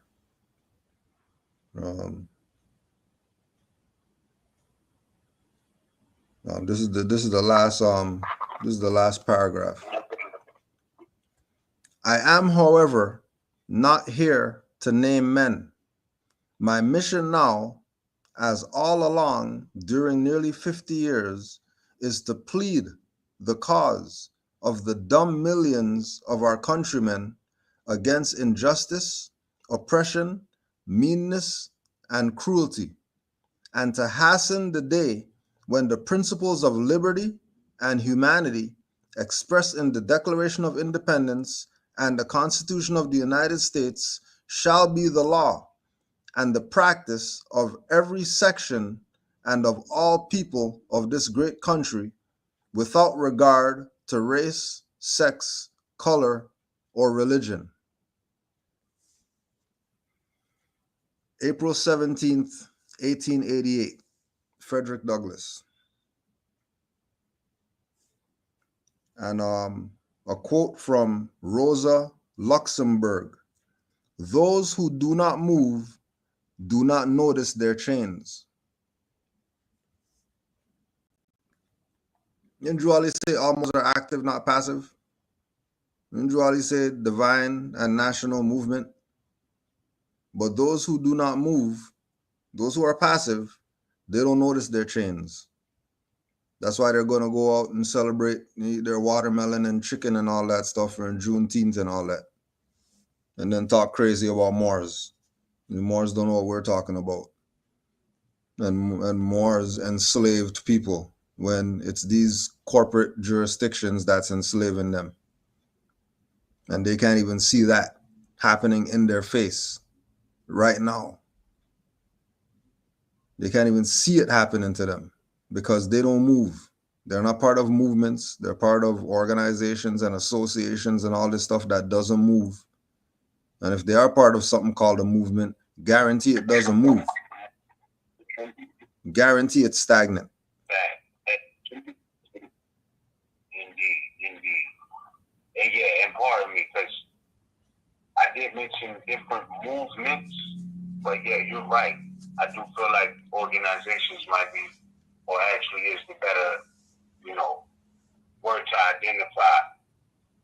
Because, everything is life, but still in all, the Moorish Divine and National Movement, the essence of it is the legacy of our people in America, right, and all over the globe. It's universal. Like, it's not just one part. So, I don't think there's any other movement like it ever, as far as the principles, the intentions, the essence, I don't think there's anything like it from what Noble Drew Ali intended. But many people have tried, I guess we could say, and it's not the same. It's just not the same. So, the essence is real. Absolutely. Because all of the movements subsequent to Noble Drew Ali, they were using him as a reference point for legitimacy. People claiming to be Noble Drew Ali reincarnated, and they came into contact with Noble Drew Ali, and it's like, all right, so that was the word. This is what it was. He inspired all of these different movements. Because they could never be him. Right. Even if they thought it was never going to be him. You know what I mean? Yeah. It was a one-on-one. It was a, you know what I mean? But Yeah. they tried. You know what I'm saying? They tried. And it is what it is. But yeah, real talk, man. The Moorish Divine and National Movement, I would say there's nothing else like from what Noble Drew Ali intended.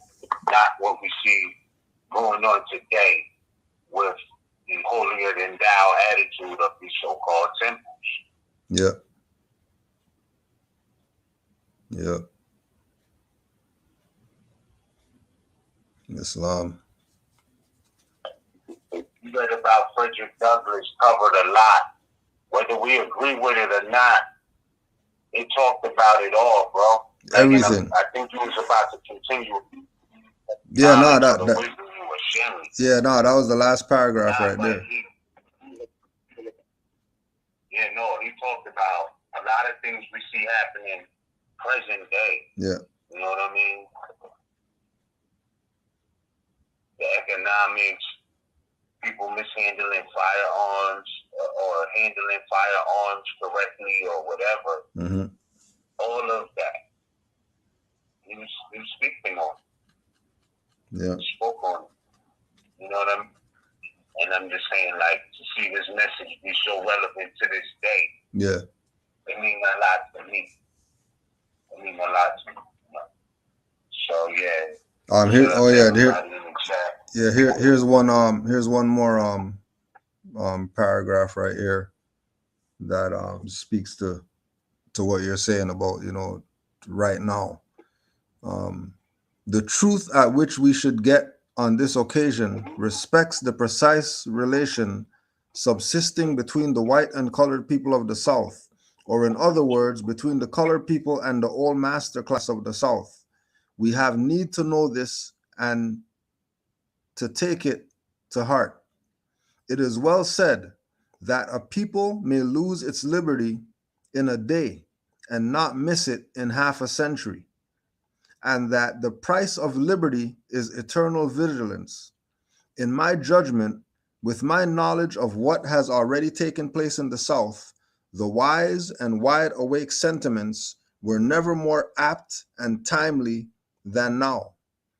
I have assisted in fighting one battle for the abolition of slavery, and the American people have shed their blood in defense of the Union and the Constitution, and neither I nor they should wish to fight this battle over again. And in order that we may not, we should look the facts in the face today. If possible, nip the evil in the bud.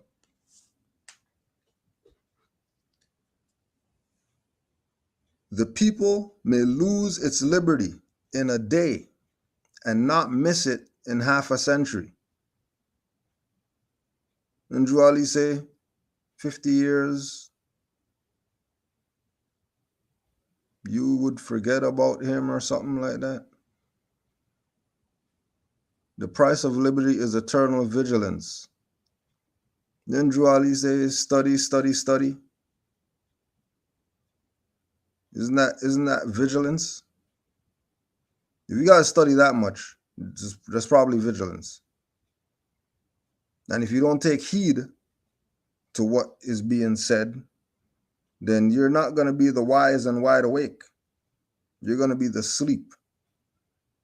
Just like the people right now are asleep. Just like the people right now wouldn't even know about Noble Juali, not because of, the European did something, but because our own did nothing with regard to putting his name in the forefront. They wanted to play church with Noble Juali. They wanted to play hide him in the temple. He belongs to the Moorish Science Temple only. When he was talking to the nations, when he was talking, he wasn't talking to temple members only.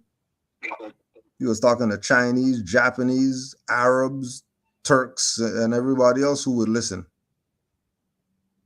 And then everybody else listened and applied, freed themselves, and then look at our people still playing bottom of the barrel today.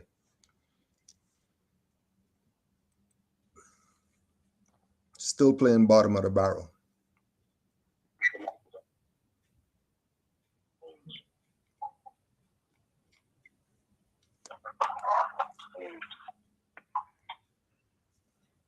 It was real. We have enough, real quick, want to add on so they know we're paying attention. Call us 682-360. You live on the air. Are you with us? Okay, wow. Islam. Islam, can you hear me? Islam, indeed. We can hear you, bro. I was working and stuff, so I want to give honors to Prophet Noble Juali, honors to Marcus Garvey, and of course, praise Allah. This is a good read. I'm loving this read, man. This brings a lot of clarity and actually coincides exactly what Noble Juali was bringing us. The only difference is, like you said, Noble Juali was bringing us the nationality, which the nationality was making us, or giving us that those rights, as like he said, as the Declaration of Independence should have declared for us. The problem was we were declared black with no rights. But with the nationality, now you become a party to that contract, which is the Constitution. Right? Now you can argue that Constitution because now it applies to you, where before it didn't apply to us. Where before, our ancestors that was born geared towards the civil rights movement was getting privileges and immunity. If you go back and look at the 14th Amendment, there's no need for privileges and immunity. We need rights as American citizens, like every other American citizen, right? Because when you bring that nationality back, like every other American citizen, then you are party to that contract. If a Chinese person have a baby in America, they're Chinese American. Their descent never drops off. Mm-hmm. Guess what? Now you're a part of a nation. You're classified under a nation. You have national principles and national standards. Our nationality was taken from us, which means our national principles and our national standards were taken from us. We couldn't claim a party to that contract. We couldn't be free, declared under the Declaration of Independence and, things of that nature. Because we had no nationality. Mm-hmm. So everything Frederick Douglass was saying in this article is exactly true. No, we draw allegiance with the nationality. Islam. The greatest thing he could have did for us. Islam. And, he did start the temple, because he understood that we needed unity. That's what the temple is for. You know what I'm saying? They don't give you no nationality, right? Because he said, why are we Moorish Americans? Because we are descendants of Moroccans and born in America, right? The nationality like everyone else. But what that temple do is it brings you all into one accord. Brings you all into one accord because now you have a divine constitution that everyone must follow. So guess what? Now you don't have people over here doing this, people over here doing that. Now we all in one direction. Unity. He said, I brought you everything to save the nation. You look at that. You brought everything we need to save the nation. Now take it and save yourself. You know what I'm saying? Oh shit. And like he said, the Europeans, they gonna have to tread water.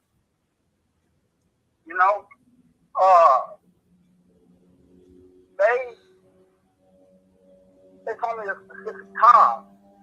The evils will be weeded out. And guess what? The Moors gonna rule again. But this time we're gonna rule under love, truth, peace, freedom, and justice. We just gotta go inside and work on ourselves first because we can't rule if we unrighteous. We'll be doing the same thing they doing. When it come up and we come back into power, if we ain't fixed up, we will be doing the same exact things they do. Unrighteous, injustice. Or worse than they're doing. Or worse. Right. So now is the time to be working on self. That's why he said you must open and close promptly according to Circle 7. A lot of people don't understand why, when we do the meeting, we open and close according to proper Circle 7. Because if you don't work on self, hey, you're pulling other people with you. You know what I'm saying? And when the time comes for us to rule again, it ain't gonna be pretty. You know what I'm saying? We can look into that now. I just want to make sure you said when it comes to consular courts, Is that what you said? I don't want to misunderstand, but I pardon me. Consular court, no. Okay, I apologize. I misheard. I didn't want to, throw you off your train of thought. But I thought you said when it comes to consular court, something. I might have heard that wrong. Pardon me. No. I'm trying to think about what I could have said that sounded like. Not the kind of court. Yeah. But I do see a lot of our brothers going down that route too, and I can't. I never heard Nova Jolly speak on that. You know what I'm saying? I've heard a lot of our Moorish brothers and sisters say we need a consular court and things of that nature, but that ain't. Nova Jolly had a different mission. He was playing chess, not checkers. He understood that this was our nation. He understood that we were those so-called Indian, Aboriginal, indigenous people. That's why when he went to get that flag, he knew that it was there. He knew that this nation was founded by us. He knew that. Because wouldn't nobody let nobody travel the seas. We were the true power. We wouldn't let nobody travel. They couldn't get over it. He understood that. He wasn't no dummy. He just knew he was a wise man. He knew what route to take without violating the principles of love, truth, peace, freedom, and justice. Mm-hmm. He was going to outsmart them. He going to outsmart them. That's what we see. Once we get correct within ourselves, we're going to outsmart them. Right? And not just outsmart them because he's a universal prophet. Anybody who wants justice and liberty and freedom, come on. Ain't no hypocrite. I ain't gonna say just one people. No, everybody. If we talk of the love, truth, peace, freedom, and justice, you know what I'm saying? Everybody. Said this will be one of the greatest nations. That's what he said. This will be one of the greatest nations. But it takes some work. It's going to take some inside work. Mm-hmm. Now that's just my piece on it. Just from what I studied from the prophet. He was an illustrious prophet, man. He left us a lot. He left us a message to America. He left us the divine warning by the prophet. A lot of articles, man. That'll clear a lot of the confusion up. It'll clear a lot of it up, and it'll bring light to what his mission was. He knew who wrote the Constitution. He knew who wrote the Declaration of Independence. I'm pretty sure he knew who wrote all these documents. He wasn't a dummy. He just understood how to play chess, how to be wise. Yep. That's it. That's all. But yeah, more I ain't gonna speak too much on it. Slow more. It's a great read, man. Yeah, it was definitely a great read. It was definitely a great read. Yeah, it was long. It's basically coincide with everything Nova Jolly was saying. Just the nationality part was missing. That's it. Sweet. Absolutely. I mean, that's what I got from the rest of the and that's a lot more issues. What we're talking about. it was like, again, like, it was deeper. So, you know, a prophet is going to have all things considered, if not majority, you know, and that's how I see it, bro. Like, I appreciate what you shared tonight, what you added on, what you brought for, you know, our reference point. That was so dope, bro. Like, yeah. So, I appreciate y'all. no doubt.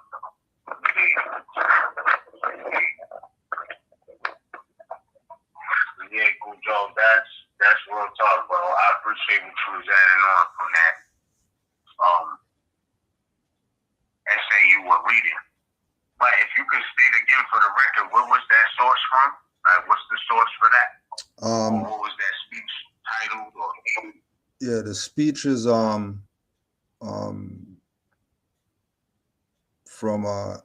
April 17th, 1888. I denounced the so-called Emancipation, and it's on a website called historyasaweapon.com.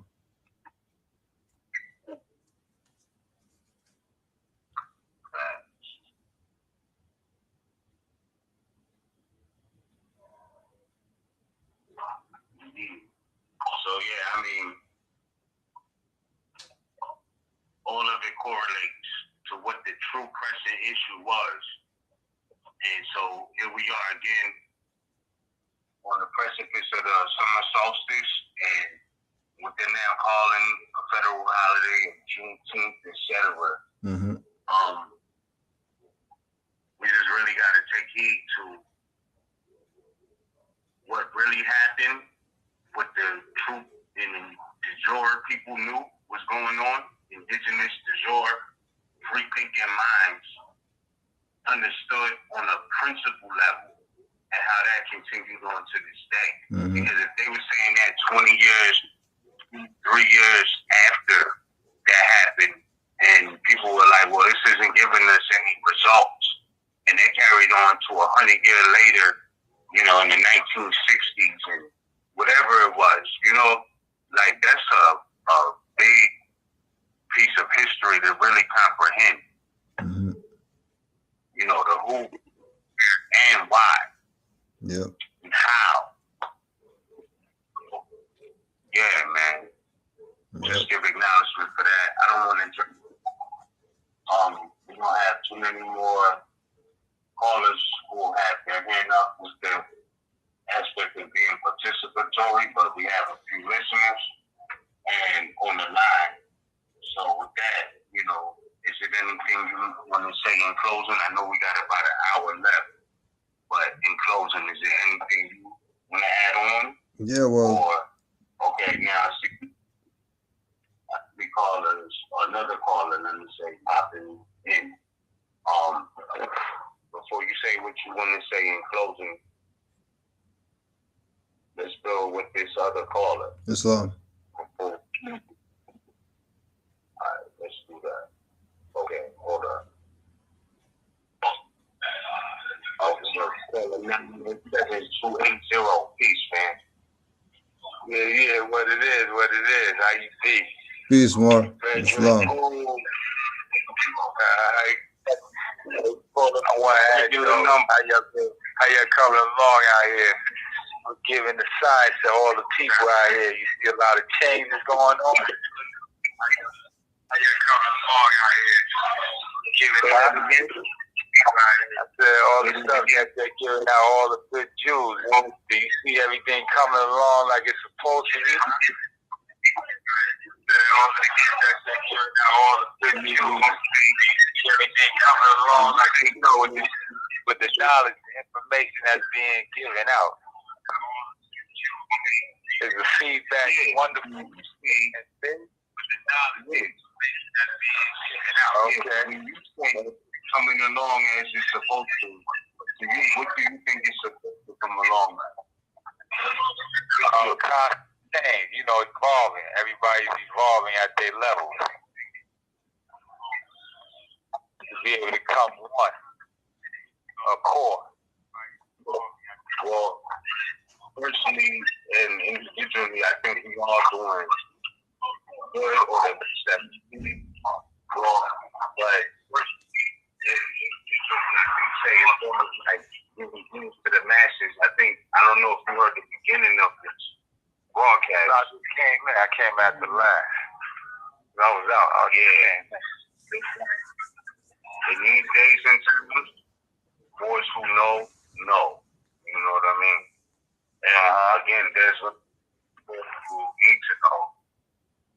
You know, and our community regardless about the it's going to come up. That's as far as reality, whether people agree with it or so you say how everything moving along like it's supposed to be. It's certain stuff that we honestly at this times just don't have control over.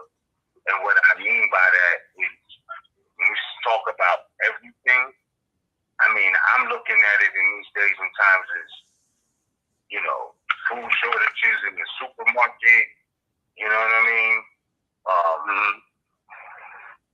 Ridiculous gas prices and the whole nine. I'm looking at it when you say is everything going how it's supposed to. How it's going right now in real time is not what he's saying. You know what I'm saying? This is what the way stuff is going. It's so broad. But you gotta specify what you talking about. You know what I mean? Like I don't mean it. Real talk. So if you ask me how are things going, I think things are going really weird, personally. Like society is what I've known coming up. You know what I mean? Like it's different. When we talk about normal and you're asking how's everything going, it's not going, you know, necessarily as we've known it to be. Like, you know, as a people collectively. I don't know who thinks this is normal, but like, you know, plastic bags being banned and you gotta bring a bag to the store every time you go, no matter where you go, and this is different. It's the only thing. So all this stuff was well planned out, you saying? Everything was well planned out under Rex 84, and this is what we looking at in clear day. It's happening. You know what I mean? Like, things gonna be better for others more than others or whatever, but as far back as I can remember meeting you, if you're asking me from then to now how things are going, they ain't the same as back then. Like, you know, like we know. Yeah, like, you know. Yeah. Like, it's just not. All is well. You know, study is what it is. You know, study sharpens the blade, keeps you on the right track always, you know? Yeah. So, like they said, a lot of us ain't gonna make it, but you know, us that hard, we gonna be right there as one. Islam. Right? Cujo, when you get that cap, you be having you promote more fight. How you get a hold of that cap? Well, You're still making that? yeah. You can get it off of Honeybay, honeybay.com. Honeybay, honeybey.com. Like the honey from a bee? Yeah. Oh, okay. Cause I was trying to go on and say, I was like, I couldn't find it. Yeah, that's where you get those at. Okay, that's a snap on or that's a fitted? Yeah, no, snap back. Okay. That's what's up. So I'm gonna try to go there and cop me one of those caps. I like that. Yeah, we gotta do those ones. Yeah, we gotta do those. Yeah, definitely. Yeah. Okay. All right. So it's good that you're still in motion. know what I'm saying? Gotta Doing do your it. part. Gotta do it. All them namesayers out there, you know what I'm saying? I see you don't take that to heart. You don't let nobody get to you, man.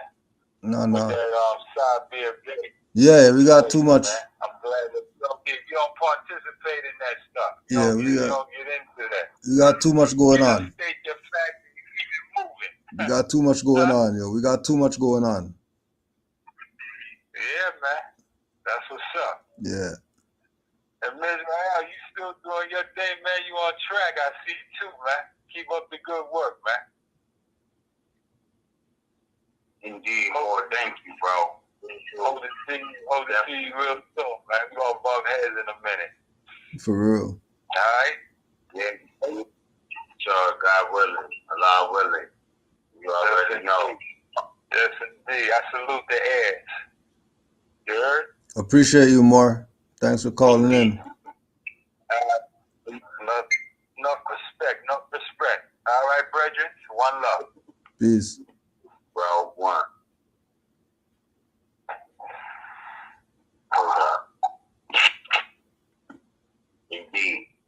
So I must finish out with a Jurali Tide track. But I just gotta ask this, bro, because I was definitely watching the Griselda interview with Nori. And it was mentioned, I don't know, if this is too much to ask, but I definitely wanted to hear it from the other side. And not even the other side, but just the same perspective, maybe.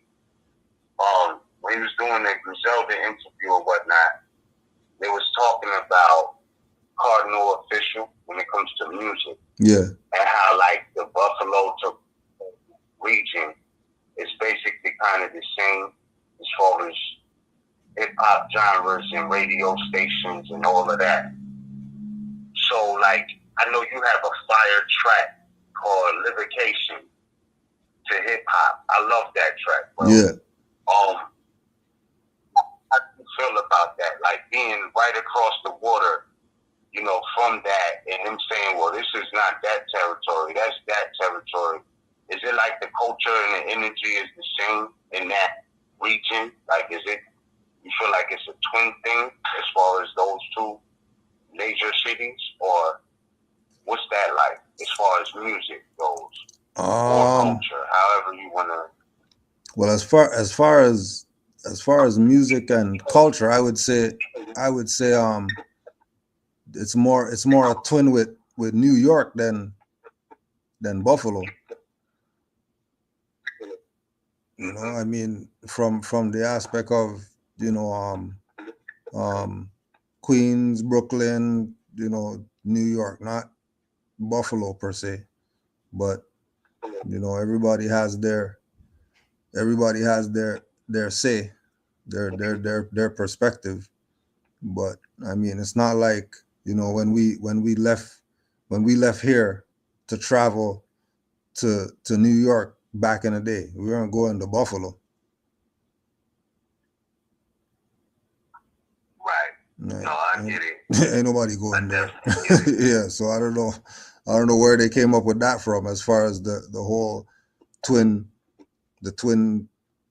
region being Buffalo opposed to somewhere else in New York. But I absolutely get it. No, I was just looking at a clip from it, and I was like, damn, the way they was explaining it was like they were so close that it was kind of like the same energy, just, that whole passport thing, whatever. Yeah. But music kind of like its boundaries. I think that's where they was coming from. Yeah. But that being so close to each other, it's kind of like the same vibe, or right.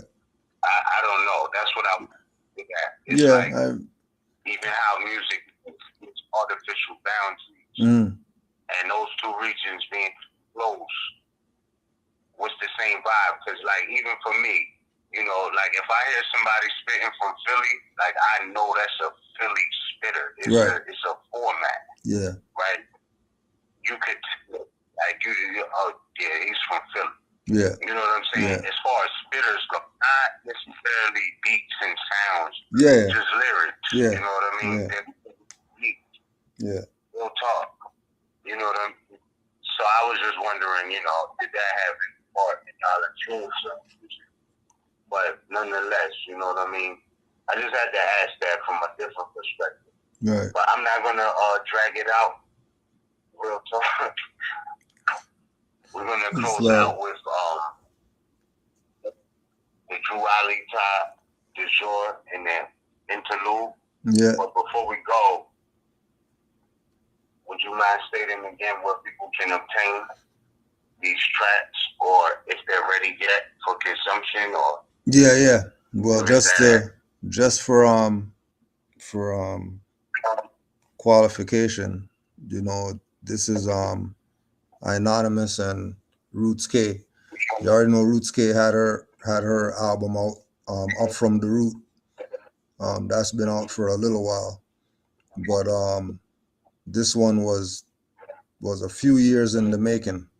The new album, Attracting Opposites, Duality. You can get it at Khalifa Media, khalifamedia.com, under the music section. And this is another one going down in the books. This is probably the one for the year. It's probably the one for the year, just because it's been a long time coming. You know, you've been hearing Moorish MC putting out stuff regular, you know, but this one was one for the record books. So just hit it up, khalifamedia.com, Attracting Opposites Duality, the official album by Roots K and Anonymous. And once again, give thanks to everybody for being here. Give thanks to you, Ms. Give thanks to the mothers at MHHS for giving us the platform. And honors to all the Moors worldwide, and supreme honors to Noble Drew Ali. I yield the floor. Indeed. And likewise, I just want to give acknowledgement to all of you at Canaanland Moors, making music, teaching, sharing information. I appreciate y'all. I know y'all know there's a lot of adversity to the truth, but y'all keep doing what y'all do. I appreciate the Duality Tide, Attracting Opposites album. I always feel great, and I appreciate all you Moors when y'all do your thing making music, and I hear clips, you know, my mother's voice. Like, to me, you know, that's just priceless, man. Yeah. So I appreciate it. Yeah, nah, real talk, bro. Yeah. Like, it hit different. You know what I mean? Yeah. So I just want to say I appreciate it. And you know, I can't even stress enough how much I do. And you know, it is what it is. I'll play it, and I thank y'all, even back for the CDs when I'm riding in the old whip, and all, you know, it's just a CD player. Like, you know what I mean? I'm thankful I got those iron sheets and CDs and all of that. I pop those in. You know, they don't got that. You know, like, for as long. Yo, I appreciate it if nobody else gonna say facts, man. Yeah. So salute to you all doing those things with the literature, the tunes, the vibes. Y'all are appreciated for sure. Just want y'all to know that. And with that being said, I'm gonna just play another joint off of the Duality Tide, and we're gonna call it a night. Oh yeah. Oh, it's and just so you know, it's duality with the Drew Ali twist. So duality. Oh, I see what y'all did. I was looking at it. Yeah, because of the dots, right? I don't know. Y'all might use this as a clip one day, but the Duality Tide joint, right? I looked at it. I was looking at it like no different than, in the sense, the breakdown of that word. I was looking at it like nation, Ali Tide, like nationality. It's Yeah. It's like nation, Ali, Todd, right? Yeah. So when I see Drew, Ali, Todd, I was looking at it like, yeah, I got Drew, Ali, ties too. I'm from the soil for real. Yeah. Like, you know what I mean? Yeah, Like, yeah. so it's like, you know what I'm saying? Like, oh, we could talk nationality or nationalities, or we could talk the Drew Ali tie, Yeah. or whatever it is. Like, it's different. Like, oh, yeah, I got Drew Ali ties too. You know what I'm saying? Like, I like the vibe. Yeah, yeah. Yeah, and so, you know what I mean? I still, even we say nationality, I still, in my own subconscious, look at it like, not on no idol worship, but I still look at it like nation, break down Ali, break down Todd, like nation, Ali, Todd. Yeah. Reality. Got you. Reality, or true Ali. Yeah, pardon me, I don't want to run it into the ground, but it just hit different, so salute to y'all. It's You know what I'm Lord. saying? Like, for me, you know what I mean? Yeah, yeah. Yeah, indeed. Give thanks, boy. Real talk. You know what I mean? Then we could end it there, but we got one more caller. You want to hear from the people, or? Oh yeah, you can get that one. Yeah, we can get that one in. All right. Cool indeed. So we're gonna go with, excuse me, caller 347-239. Peace, man. You have on the head with us.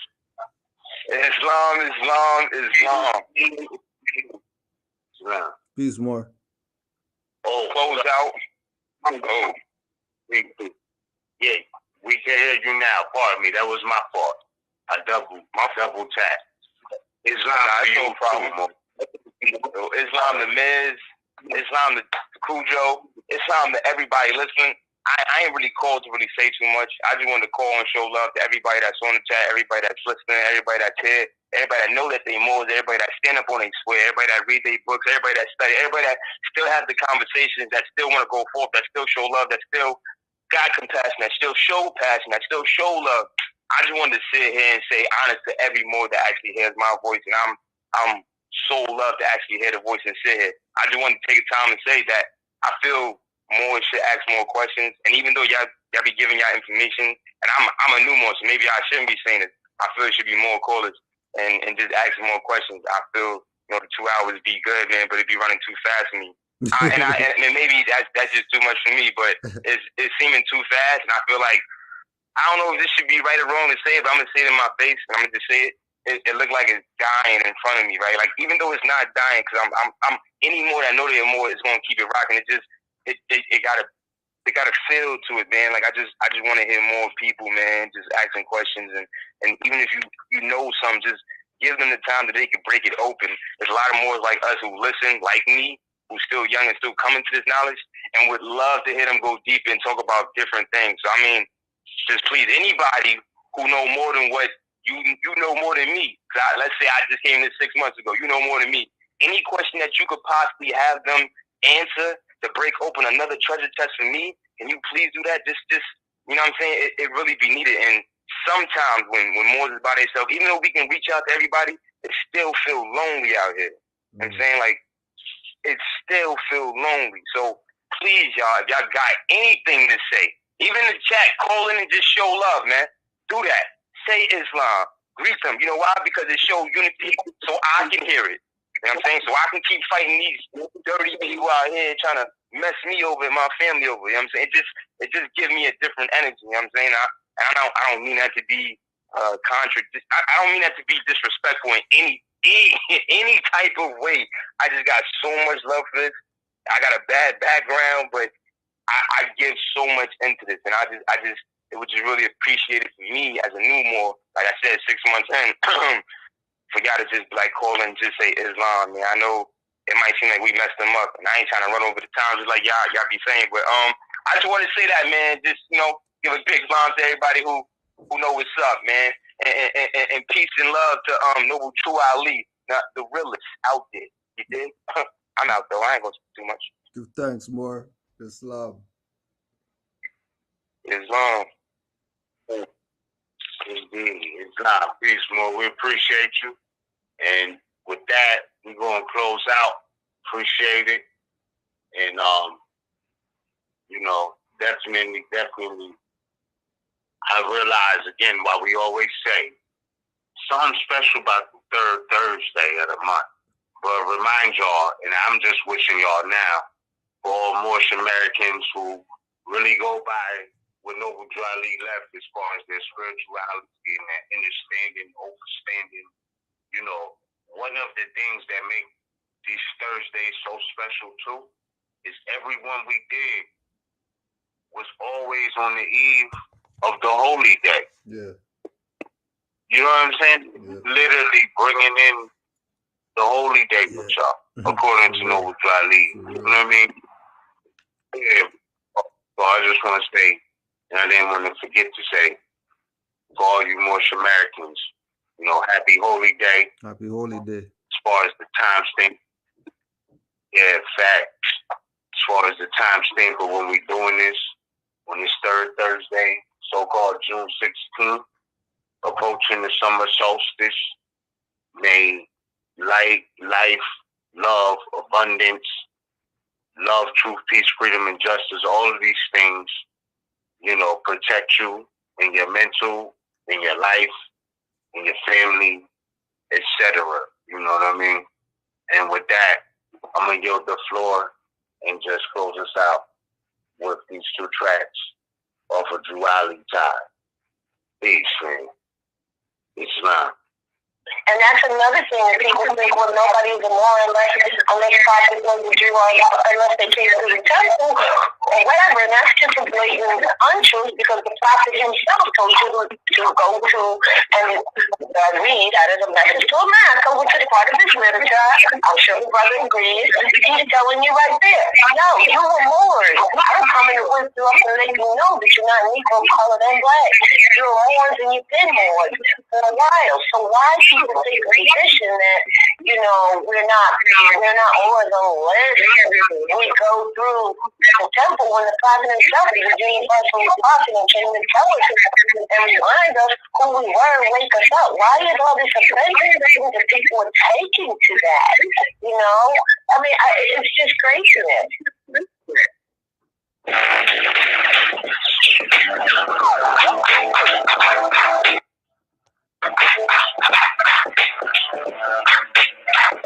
We do it in the spirit of a prophet in Islam. We study the ancient manuscripts, Moorish, Quran. Everything we do is allow some haram. Know it sounds like the hook, but this is the song. When I see a brother, I greet him with salam. Want the whole truth about Hitler and Saddam. Devastated what you did in Vietnam. Added disadvantage, so they had to use bombs. It's been a few years, I read my Proverbs and Psalms. When I see my sisters, I tell them sit calm.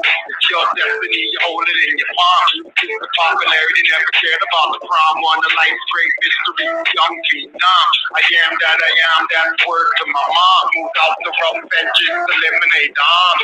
So what you pledging, so on the palm. Coming for our territory, take it back. Guam, with that old sound, just fell away from that one. Down the press, the vibration sound is on.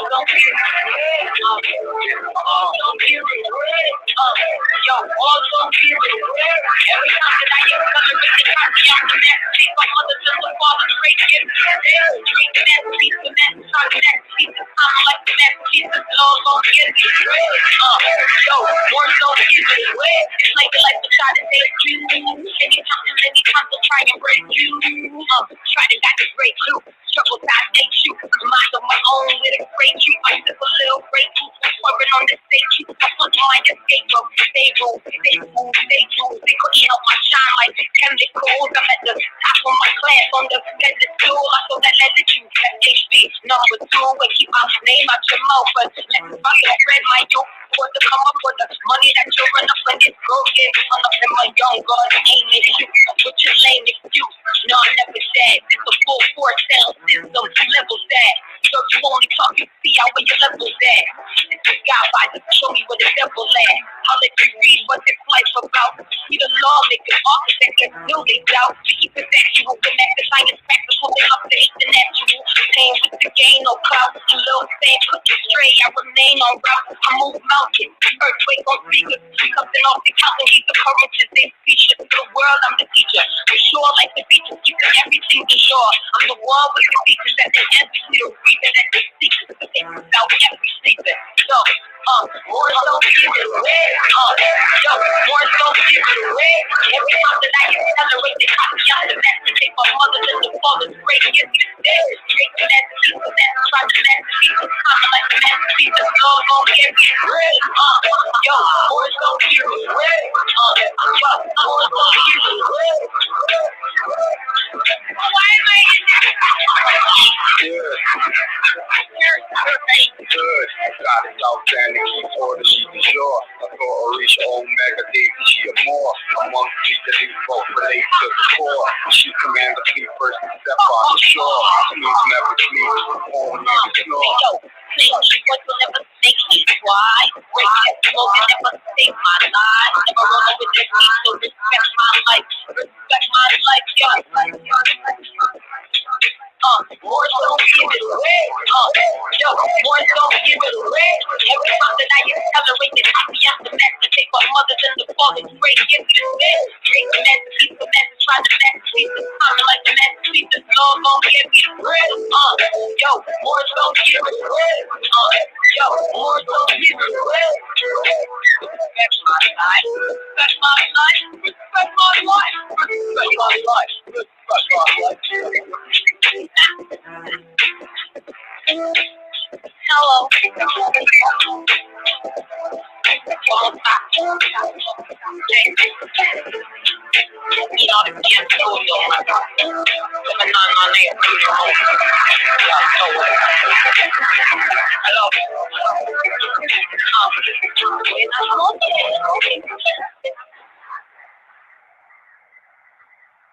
Why did I go to the end of the song? Thank you for using Blog Talk Radio. Goodbye.